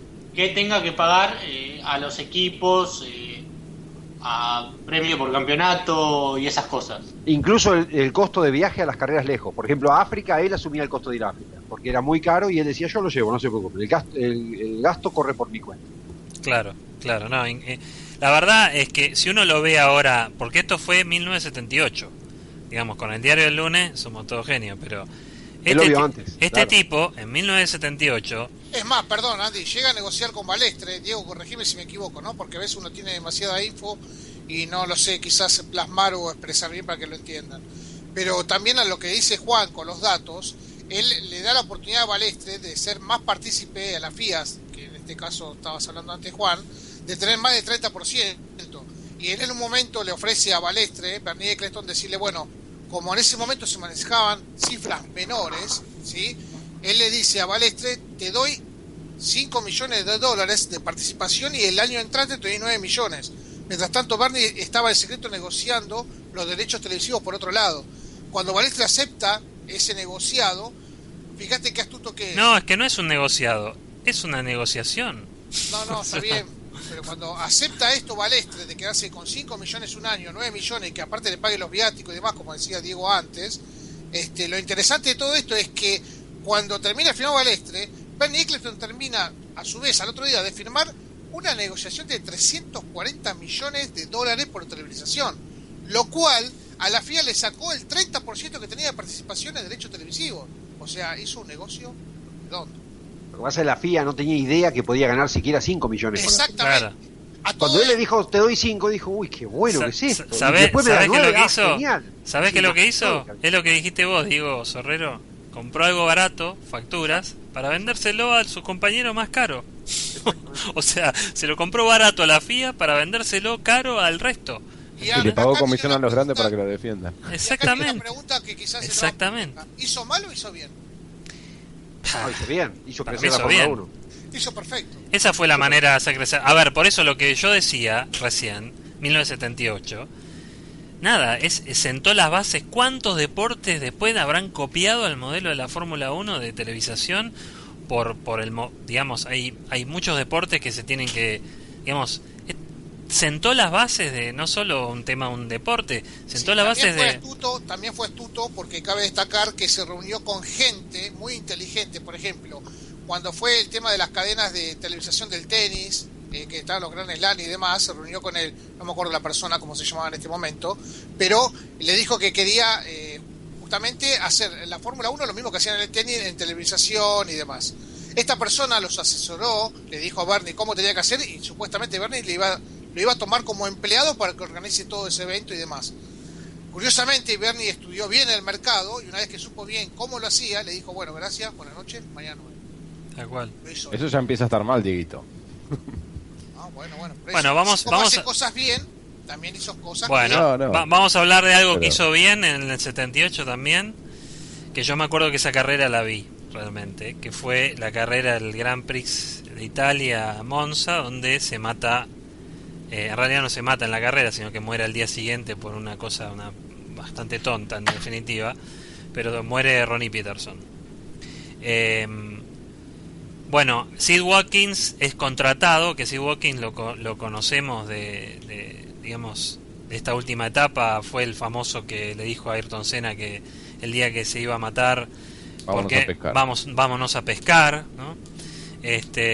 Fue ahí donde nace un poco la el movimiento, digamos, Bernie le contrata a Sid Watkins para empezar a pensar en seguridad, en definitiva, a través de una serie de acciones, ¿no? Pero a partir de ahí es cuando se empieza uno a preocupar, o sea, se empiezan a preocupar por los pilotos, y porque hasta ese momento, digamos que las muertes en la Fórmula 1 eran moneda corriente, ¿no? O sea, nadie se le llamaba la atención.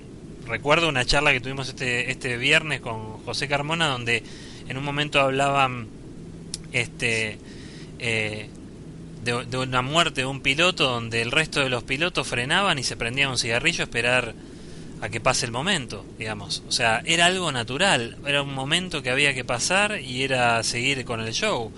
Y los eso... pilotos se subían sabiendo que en esa carrera alguien iba a morir directamente. Sí, quizás eran bastante probable. Bueno, de hecho había una... alguna vez el Lole, el Carlos Reutemann lo había mencionado, como que en los hoteles ellos tenían que firmar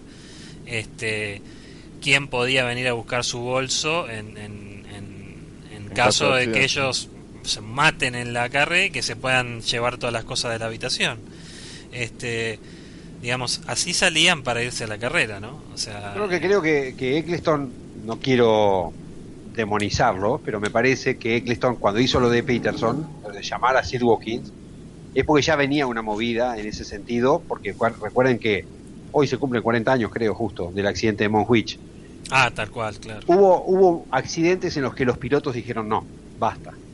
O sea, cuando se mata Sebert, Jack Stewart se retira. En Monjuich, Emerson Fittipaldi dice no, acá no hay que correr. Entonces Eccleston me parece que empezó a darse cuenta que había como una especie de movimiento por el que los pilotos ya no querían matarse, sino más. Claro. Querían empezar a buscar un poco de seguridad para el deporte. Estaban empezando a ganar más dinero, había otros... A ver, mientras la Fórmula 1 no tenía sponsor, no había problema que se maten.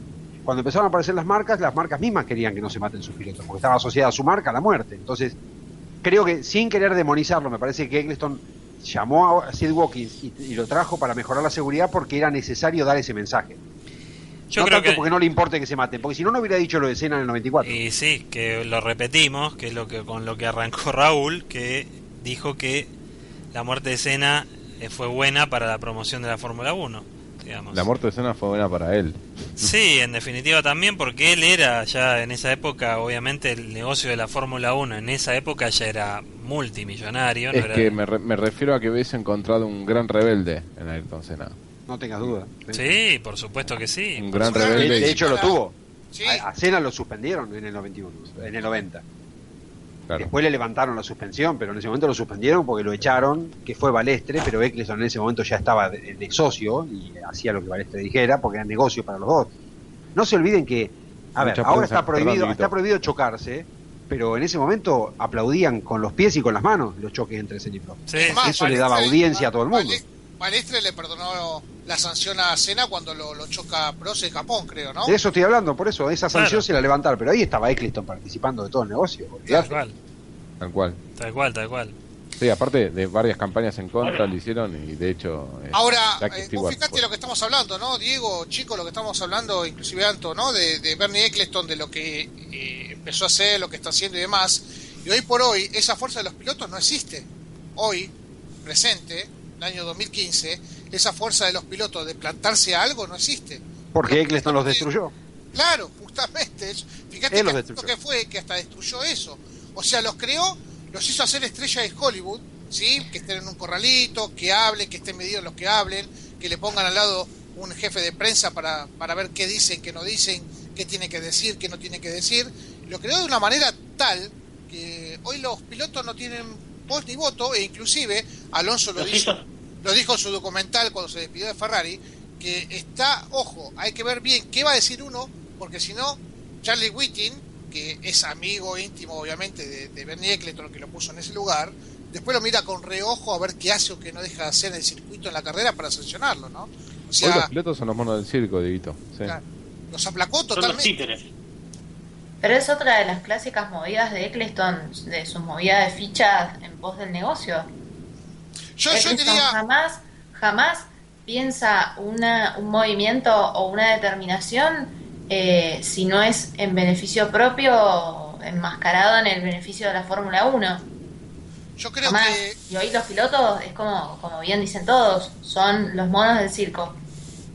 Sí. Yo creo que Bernie Eccleston es muy astuto para los negocios y sobre todo juega con la debilidad del oponente, la debilidad del otro. Escucha, ve y busca la debilidad que tiene y ahí negocia y ahí lo termina de matar a la otra persona. Ojo, también le fue mal en algunos negocios, pero con tantas millonadas de plata que gana y los negocios que hace, siempre en su haber está arriba de todo, ¿no es cierto? Lo que pasa es que cuando el ego te supera, empiezas a cometer errores, porque te crees infalible, crees que la tenés recontra clara y todo lo que vos digas es lo mejor, y ahí empiezas a equivocarte. Y a mí me parece que ese es lo que le sucede hoy también. Exacto, ese es el proceso en el que entró ahora.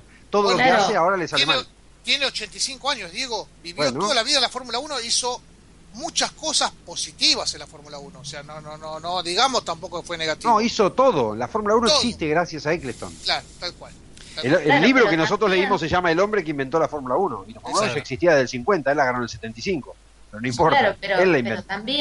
también, sí, por supuesto que Eccleston es una pieza fundamental para que la Fórmula 1 haya llegado hasta donde llegó, pero también es responsable por esta debacle que está atravesando la actividad hoy por hoy. Lo Es dijo responsable, Luca Marco. Di Montezemolo. Sí, pero ¿es eh, responsable él o es responsable también el grupo que lo nuclea él? Porque no nos olvidemos que a veces en esto entramos en un debate más de una vez, ¿no? Él está muy Cuando- crítico de toda la actualidad también. Por eso, a eso voy, Andy, justamente eso quiero cerrar el contexto de lo que voy a decir. Sí, sí.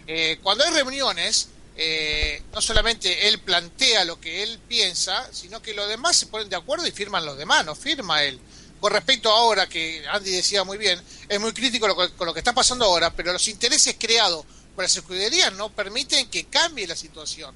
Y es más, esta semana se salió a hablar, o la semana pasada, que Matías lo mencionó también, y lo comentó, es el momento en que el grupo CBC, que tiene los derechos y bueno, son los que siempre sacaron plata y frutos de esta Fórmula 1, muchachos, plantéense en invertir en este momento para crear de vuelta un ámbito de la Fórmula 1, lo cual sea redituable, sea bueno para el espectador, busque la afición de vuelta que se perdió estos últimos años. Creo que no estoy tan equivocado en lo que estoy mencionando. No, Dieguito, por pero me supuesto. parece que el máximo responsable es él, por más que los que lo Claro, rodeen. Eccleston es el que te da el ok o el que te baja el pulgar.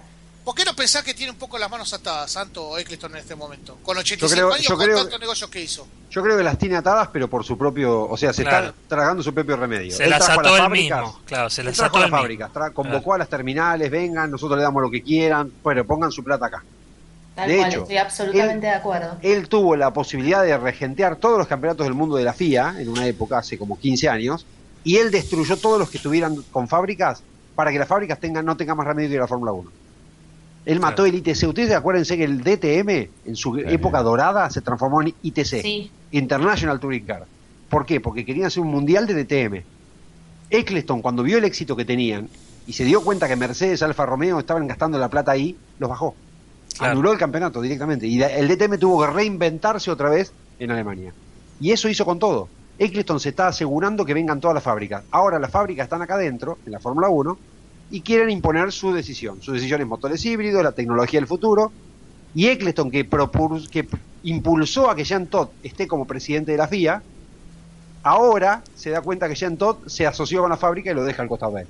Claro. Diego, Yo creo no que ese es el solo- proceso. sí, no solo mató DTM, mató, o sea, no hay Fórmula 3, mató lo que era Fórmula 2, lo que era Fórmula 3000, Todo. la GP2, la GP3 no se pueden ver, o sea, digamos, no, o sea, no tienen incentivo para que corren, porque pueden estar mañana, podés salir 5 veces campeón de GP2 y no estás mañana en Fórmula 1, o El sea, Mundial de Sport Prototipo murió, Sí. ahora lo está levantando la FIA con el WEC, pero hasta hace 2 años había desaparecido el Sport Prototipo. ¿Por qué? Tal cual. Porque la fábrica que estaba en el Sport Prototipo, Eccleston las mató porque quería que vayan todos a la Fórmula 1.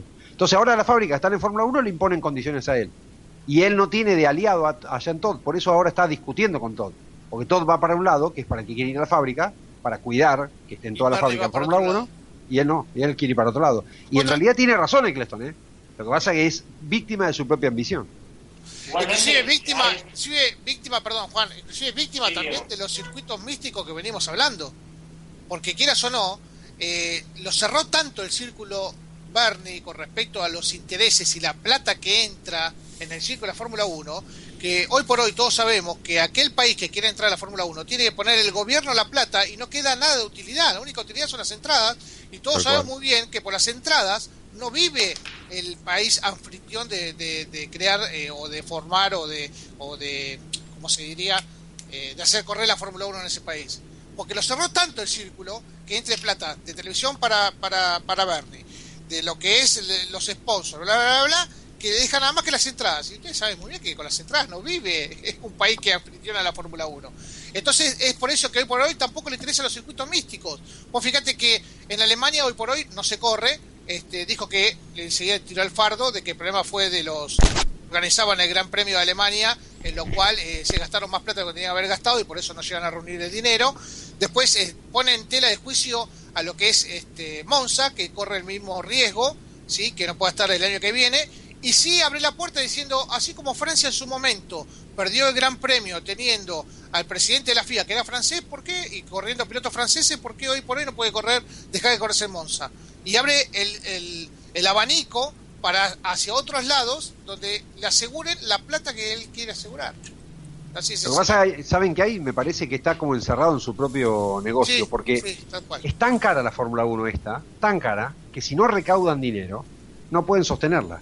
Entonces tienen que ir a donde se les pague mucho dinero. No puede sostenerla, Diego. Sin embargo, ellos se embarcan los bolsillos mal, Diego, de plata. Sí, pero vos te enteraste Diego, lo que dijo es Williams impresionante. hoy o ayer. Williams publicó que perdió 42 millones de libras el año pasado. 48. No, 48 millones de euros. Vos sabías, Bueno, Diego, ok. que No Es importa, lo mismo, para el caso lo mismo. Es una mucha fortuna. plata. Es mucha plata. ¿Cómo va a perder eso un equipo como Williams que terminó tercero en el campeonato y sumó muchos premios? Igual Pero- hay una explicación. Dicen que el resultado del 2014 corresponde a la performance del 2013, es decir, viene un año atrasado. Está bien, pero Pero igual, no a lo importa. que estoy diciendo es que los equipos íconos de la Fórmula 1 están teniendo problemas financieros. Sí. Por algo tenemos 18 autos. Y Sí. casi estuvimos a punto de tener 16, porque de hecho empezamos con 16. No, ¿Cuántos, no, no, autos, estamos de acuerdo. ¿Cuántos autos de la parrilla tienen publicidad central Los en el últimos- auto? Perdón, Mati, en los últimos 15 años perdimos 9 equipos. En los últimos 15 años perdimos Bueno. 9 equipos de Fórmula 1. Entonces a eso me voy con... Y además perdimos ingresos grandes como lo eran las tabacaleras, por leyes de Europa y esas cosas. Sí, leyes mundiales Un ya ahora. detalle. Está bien, mundiales, pero es mucha plata que se pierde en la tabacalera. Entonces por eso Ahora se está Eccleston... perdiendo las bebidas alcohólicas. Bueno, entonces a Eccleston no le queda más remedio que ir a los países que pagan mucho dinero, porque si no, ¿de dónde saca tanta plata? Más allá de los derechos de televisión, que encima vienen en picada. Entonces, ahora es víctima de su propio negocio, por eso él está pensando decir, bajemos los costos, volvamos a motores V8, nafteros, porque se da cuenta que la ecuación empieza a no cerrar, pareciera entrar como en un embudo. Y otra Tengo cosa es que ir a- que dice que volvamos a los coches que sean inmanejables, o sea, que no se puedan manejar los coches, cosa que se compitan más en el circuito. Bueno, Eso porque él igual necesita ya es. mejorar el espectáculo para mejorar el rating y por lo tanto Claro. mejorar el negocio, es así, tiene que ver con eso. No es que a él le gusten las carreras entretenidas, le importan los pilotos, a él le importa la recaudación. Tal cual. Una cosa que creo que todo el mundo, que yo tampoco la conozco y por ahí vos, Diego, nos podrías contar un poquito, porque todo esto, a partir de ese momento, 78-80, se produce la famosa guerra entre la FISA y la FOCA, ¿no? Entre lo que era la FIA y la FOCA, que termina impactando, o sea, termina derivando en algo que hoy sí conocemos, que se sigue haciendo, que es el famoso pacto de la Concordia, que yo la verdad me enteré hace muy poco que la Concordia es por la plaza de la Concordia, claro, Está enfrente a la FIA. que está enfrente a la FIA en París, y no porque era la Concordia, digamos, de que llevémonos bien, Del acuerdo. sí, claro, no del era por un acuerdo. acuerdo, sino por Claro, era porque estaba la plaza enfrente y le pusieron ese nombre, bastante gracioso. Pero, ¿podrías contar un poco cómo era esa pelea, cómo empezó esa pelea y cómo terminó derivando en todo esto? Bueno, para tratar de hacerlo resumido, tenía que ver con esto. Eccleston quería ser el dueño de la Fórmula 1 y Balestre quería que no, que sea la FIA la dueña de la Fórmula 1. Y los derechos, Eccleston decía que eran de él porque era el que tenía reunidos a los equipos, y Balestre decía que no, que era del campeonato del mundo. Entonces Balestre tenía la colaboración de los no ingleses. Era Ferrari, era Renault, básicamente, y después Alfa Romeo, que también había empezado justo en esa época de nuevo. Y el resto estaban todos agrupados con Eccleston. Y Eccleston le decía, vamos a hacer el campeonato como yo quiero, los derechos de televisión son los que manejo yo le voy a pagar la FIA, a la FISA en ese momento, a Balestre, y Balestre no quería saber nada, porque quería ser él el dueño, él decidir dónde correr. Entonces Balestre iba y le decía a los clubes, no hagan carrera de Fórmula 1 porque yo soy el dueño, no Eccleston. Y Eccleston iba y le decía, listo, lo haces con él, no hay problema, vas a tener 6 autos, porque el resto no van a venir. Entonces empezó la negociación sucia, a punto tal que, por ejemplo, en un Gran Premio de España, Eccleston bloqueó todos los hoteles a los que siempre iba Balestre. Cuando llegó Balestre no tenía su suite presidencial. Claro. Lo hizo echar por la policía de España del circuito, salió arrestado Balestre. Entonces empezó una guerra ya tan sucia que ya se empezaron a pelear por pelear nada más. Claro, claro. Y la única opción fue cuando en aquel Gran Premio de Sudáfrica del 81, que no tuvo puntos y por eso Reutemann no fue campeón del mundo, entre otras cosas, fue cuando Eccleston hace la carrera y los equipos de la FIA no van, de FISA en ese momento, creyendo que ahí le ganaban la pulseada. Y Eccleston lo que hizo fue dar, que en esa época no existía la inmediatez de la información, todo llegaba cuando llegaba la noticia. Claro. Entonces lo que hizo Eccleston fue grabar una carrera de televisión con planos cerrados para que no se vea que no había público en las tribunas. Básicamente dijo que era un éxito total y el circuito estaba vacío. Claro. Y nadie se enteró nunca. En el mundo, en Europa, Balestre vio eso y dijo, uy, qué éxito tuvo este hombre. Hizo una carrera sin mí y pudo hacerla. Y Eccleston lo que hizo fue ese día decirle a los equipos, yo pago los gastos, ustedes vayan a correr a Sudáfrica, yo pago el avión, pago el traslado, pago los premios, que es lo que decía Juan Cruz hace un rato. Claro. Y lo consiguió, y ahí le torció la muñeca. Después hubo un par de chisporroteos por pequeños detalles, y se fueron peleando por cositas, entonces uno decía, esta guerra no termina más. Pero básicamente ahí le dobló la muñeca a Balestre, y lo derrumbó. Claro. O sea que y el Pacto de la Concordia tiene que ver con esto, que Eccleston dijo, bueno, yo a partir de ahora manejo la Fórmula 1. Les aseguro ingresos a todos ustedes, firmen estas condiciones. Es el famoso protocolo financiero que tiene muchos negocios, en los que hay muchos actores. Hoy, por ejemplo, lo tienen, el automovilismo argentino tiene lo mismo. TC2000 tiene un protocolo financiero por el cual vos tenés que asegurarle que vas a ir a todas las carreras con la misma cantidad de autos para asegurar el parque. Entonces el negocio es siempre el mismo y él puede vender el evento a cualquiera que lo compre y se asegura que es siempre lo mismo. Porque en aquella época vos podías correr con 3 autos, con 1, con 2, no ir a un gran premio. En los 80 pasaba, había equipos que no iban a algunas carreras. No tenían plata y no iban, o iban con un solo auto. No sé qué sé yo, por ejemplo, para que se den cuenta la proporción como era. Ricardo Zunino corría el Gran Premio de Argentina y Brasil con el Tyrrell, nada más. Solamente esas 2 carreras corría. Claro. Después venía otro con plata y se subía otro. Y se subía otro. Claro, entonces, claro. Él lo que hizo fue darle un formato de negocio. Bueno, asegúrenme que todos van a venir con 2 autos, siempre los mismos, pintados iguales. Y empezó a darle como un formato que pudiera ser vendible. Y eso es el Pacto de la Concordia. Lo que pasa es que el pacto tiene muchas condiciones muy chiquitas que son cuánta plata gana cada uno, cuánto por punto, por qué Ferrari gana más plata aunque sume menos puntos, porque aunque no sume un punto en el año igual gana más plata que McLaren, por qué Ferrari, entonces la mitad va para Ferrari y el resto se reparte en el resto de los equipos. Y eso fue toda una negociación que llevó muchísimo tiempo. Claro. Lo que pasa es que fue muy sucia la negociación. Claro. Eccleston convenció a Connie Chapman de no unirse a Balestre, diciéndole a Ferrari que lo llame a Eccleston porque Eccleston estaba a punto de hacer un negocio. Hizo cosas rarísimas. En el libro que hay, que se llama El hombre que inventó la Fórmula 1 y cualquiera puede comprarlo, es fantástico. Lo escribió Tom Boyer y es la historia secreta de Bernie Eccleston. Es una especie de autobiografía, pero no oficial o no autorizada. Ahí se cuenta detalles como que, por ejemplo, terminaban las reuniones en el aeropuerto de Heathrow en Londres con todos los equipos y Eccleston, cuando se iban todos, iba derecho al tacho de basura a revisar los papelitos, porque él veía que se pasaban cosas por la mano escritas en virome, y él ahí se enteraba lo que pensaban en la reunión. Entonces iba y hacía la contra ofensiva por otro lado, y al que veía que lo venía medio blando iba y le ofrecía plata. Claro. Se lo conquistaba y así iba moviendo todo el tiempo. Muy hábil siempre fue muy hábil.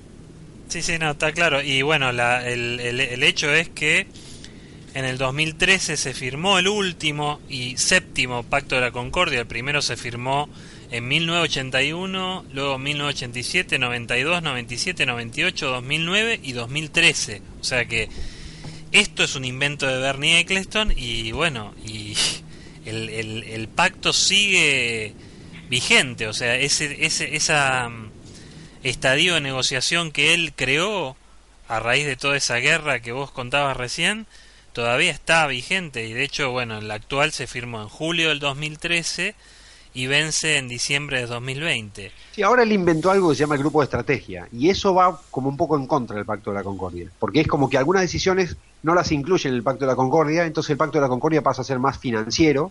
Claro. Y las decisiones más técnicas y deportivas van por el grupo de estrategia. Claro. Y yo creo que lo hizo también porque es la forma de desarticular el Pacto de la Concordia que él ahora necesita desarticular un poco. Por eso este hombre es muy cíclico y hay que ver cómo va, porque el ciclo a lo mejor llega a un punto en el que deja de ser el que era y se transforma en todo lo contrario. Yo me acuerdo siempre, había una frase de un piloto argentino que hablaba de Juan María Traverso, que para los que no son de Argentina le contamos, es el piloto más famoso y más ganador de la historia del automovilismo moderno en Argentina, y que en una época tuvo tanto poder que llegó a ser dueño de categoría. Entonces, otro piloto decía, vos estabas al lado de Traverso, te alineabas con Traverso y tirabas para el mismo lado que tiraba él agarraba la ametralladora y bombardeaba para el mismo lado. Y de golpe, sin darte cuenta, mirabas y Traverso se había dado vuelta y te estaba tirando a vos. Claro. No entendías por qué, después te enterabas 2 meses más tarde que él había hecho un negocio. Claro. Bueno, claro. así es Eccleston. Claro. Así es Eccleston. Para ir redondeando un poco el tema, porque el tema da para mucho, Andy, y la verdad que como bien antes lo mencionaba Diego, la vida de Bernie Eccleston es terrible en todo lo que es negociación, y terrible en el buen sentido de la palabra, ¿no? De todas las cosas que hizo, llegó a hacer, y que creó él la Fórmula 1. El tema es, Diego, una pregunta y tirarla ya a la mesa para ir cerrando. Dale. ¿Cómo termina todo esto? ¿Vos le vemos la vuelta que Bernie pueda llegar a revertir la situación, o vemos la vuelta de que ya Bernie dé un paso al costado y venga un sucesor, en lo cual con aire fresco, pero sabiendo cuáles son los negocios de la Fórmula 1 y cómo tiene que encararlos, siga con la continuidad de un futuro mejor, ¿no es cierto? No creo que ya Bernie Eccleston diga, bueno, yo sé que voy a vivir tantos años, perdón que sea tan drástico, y se termina la Fórmula 1 conmigo, no creo, porque Bernie, todos sabemos, es un apasionado de la Fórmula 1, a vez de sus negocios, el hombre siempre se desvivió por la Fórmula 1 y siempre fue muy apasionado por la Fórmula 1, ¿no?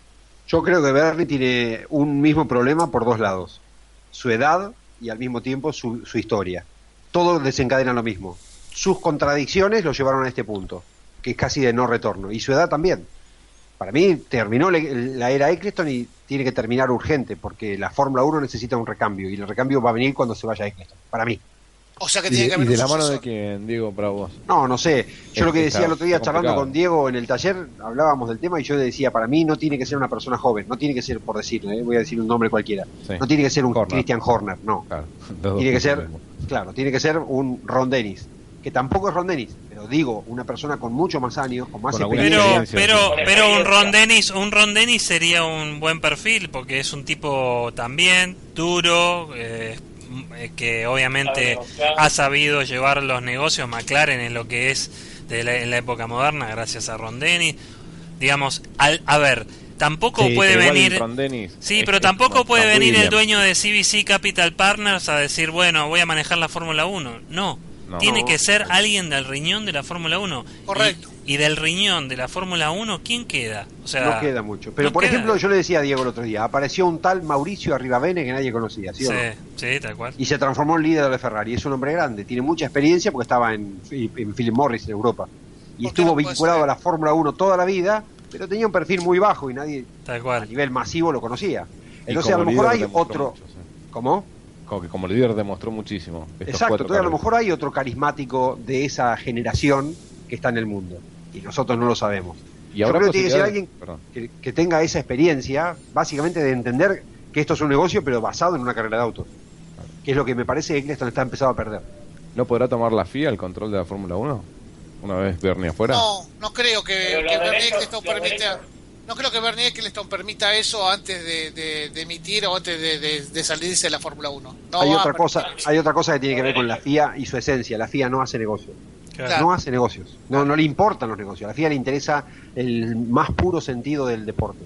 Claro. Por eso no se mete a nivel tal de dejar que cualquiera haga cualquier barbaridad y uno dice, pará, FIA, metete, hace algo.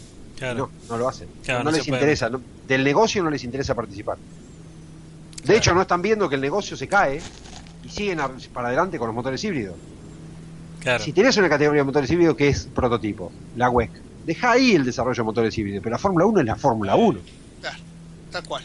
Ni más ni menos, Diego. La verdad, bueno, buen análisis, Sandy, de lo que es Eccleston. Y si quieren en otro podcast así de momentos que no haya carrera, seguimos profundizando en el tema, ¿no? Pero creo que hoy fue bien detallado. Interesante. Fue interesante, Sí, muy interesante. interesante sobre todo porque hay mucha gente que no sabe quién es Bernie Eccleston. De hecho, yo mucho de lo que hablamos hoy, la verdad que no lo sabía, soy sincero. O conoce Bernie Eccleston de los 70 años y Claro. no Bernie Eccleston de lo que fue el creador de la Fórmula 1 en sí, ¿no es cierto? Claro, el otro día, también decía, bueno, le hacía una pregunta en una entrevista y dice, ¿qué extrañás de la vieja Fórmula 1? Dice, extraño la gente con la que solía hacer buenos negocios y con la que la pasaba bien. Enzo Ferrari, Ken Tyrrell, decía, ¿no? Fíjense con quién él, digamos, se codió, digamos, no solo se codió, sino se creó, fue parte de ese nacimiento. Estamos hablando de Enzo Ferrari, Ken Tyrrell, dos pesos ultra pesados de la historia Colin de la Fórmula Chapman. 1. Colin Voy Chapman. a contar una pequeña Frank anécdota. Williams.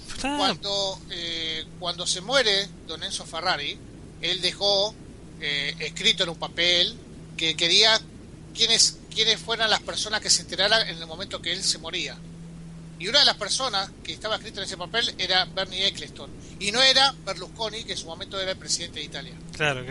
Sí, fíjate la amistad o el conocimiento que había, porque Bernie Eccleston lo extrañaba horrores. Dice que para él Enzo Ferrari fue un padre, ¿sí? Y eso que Enzo Ferrari más de una vez lo retó, y más de una vez lo sentó en una mesa y le dijo, el deporte por encima y los negocios por debajo, cuando Bernie Eccleston se sobrepasaba en toda esta ambición que antes mencionábamos, ¿no es cierto? Claro, o sea, claro. Lo tenía como un padre, lo tenía como un fiel reflejo de lo que vos mencionás antes, ¿sí?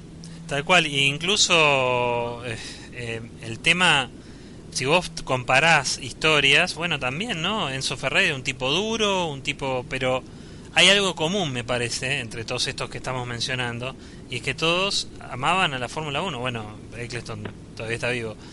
Es decir, no se puede negar. O sea, uno puede decir que hizo un montón de cosas mal, negociados, etcétera, ha dicho un montón de cosas totalmente objetables, etcétera, pero en el fondo el tipo, es decir, en esta entrevista que leía decía, bueno, sí, mi mujer dice que me van a sacar muerto de acá, y dice, pero si sigo haciendo lo que a mí me gusta, ¿por qué voy a dejar de hacerlo?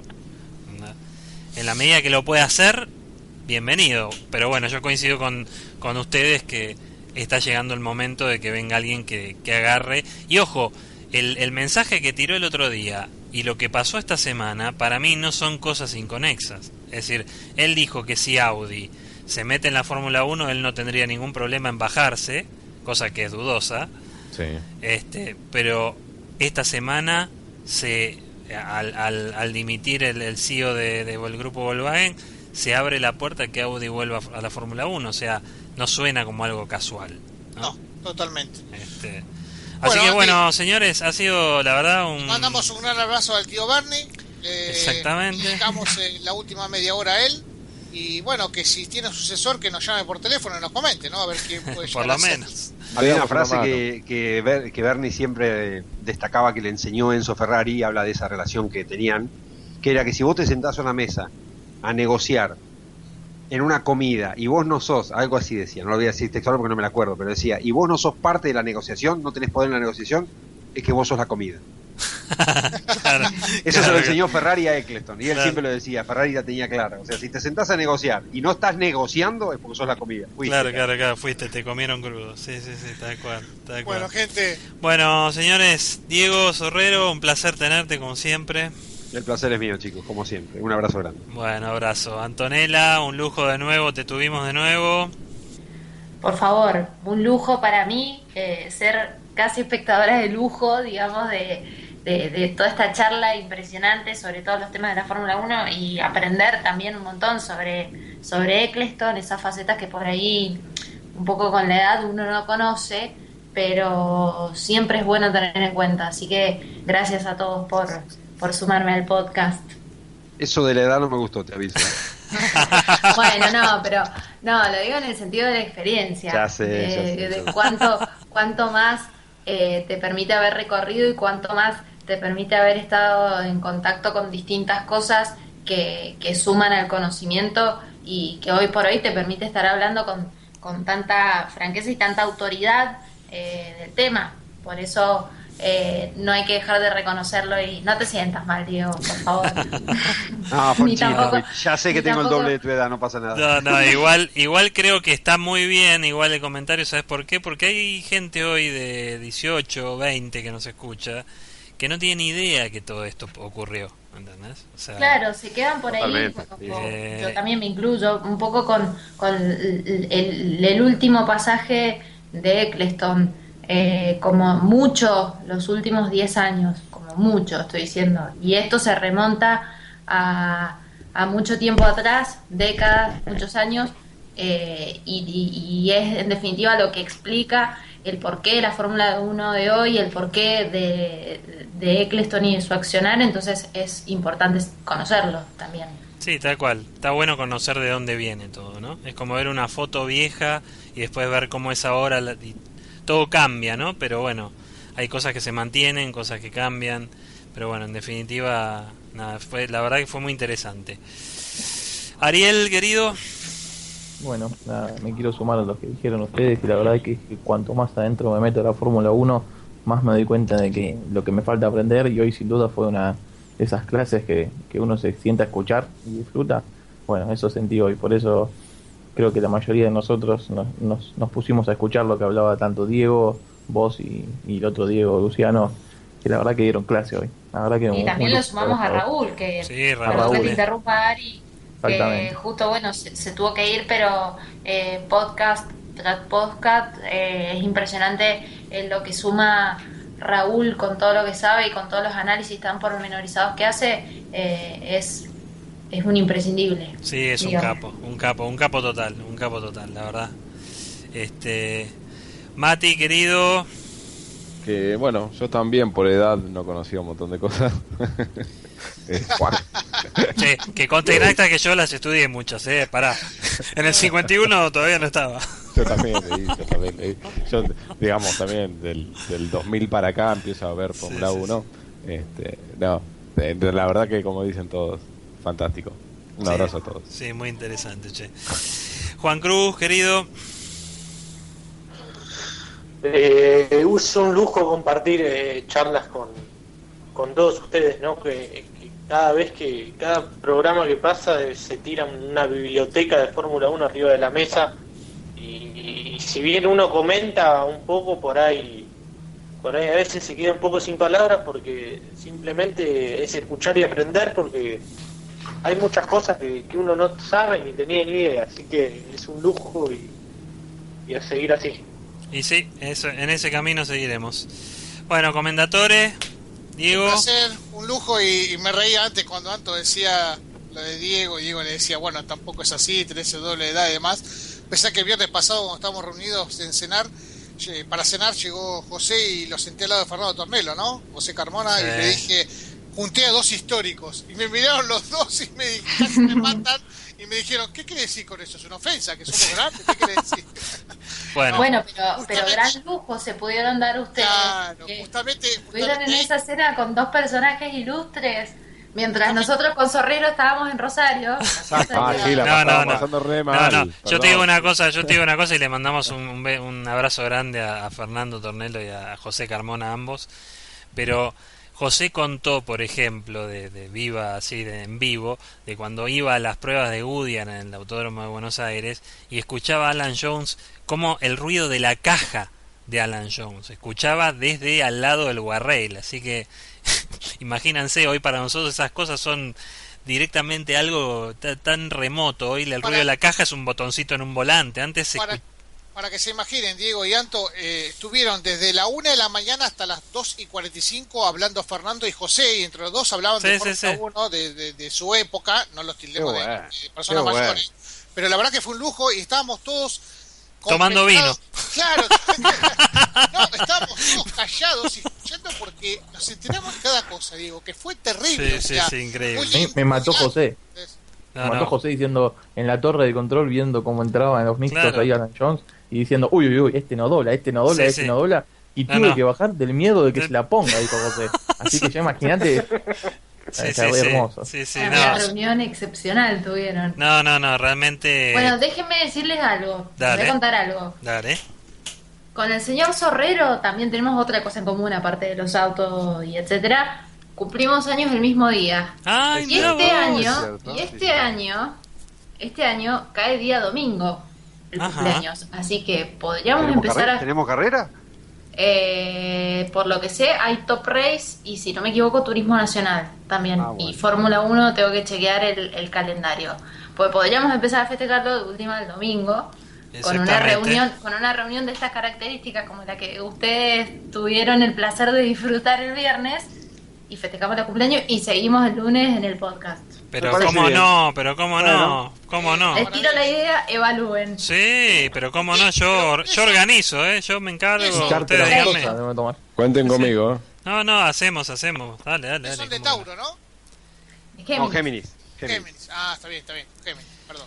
Me equivoqué yo. Bien, bueno señores, bueno, eso es todo por hoy, y la semana que viene de nuevo podcast post sin carrera, pero bueno, también ya tenemos la previa, es verdad. De todas maneras creo que podemos seguir hablando un poquito más del tema de la actualidad de la Fórmula 1, que es un tema también que queríamos exponer, no tanto desde el punto de vista de lo que hemos visto hoy de Bernie Eccleston y la historia de cómo se fue forjando este imperio que armó, sino ya más de lo deportivo, ¿no? Un poco de los autos, de las peleas en pista, de los pilotos, de las pistas que se están perdiendo. Este año no hay Gran Premio de Alemania, por ejemplo, y cuando lo hay en un Hockenheim recortado, que no se mete más en el bosque, digamos. O sea, ese tipo de cosas que se han perdido, algunas se han ganado. Bueno, quizás sea un buen momento también de hablar de eso.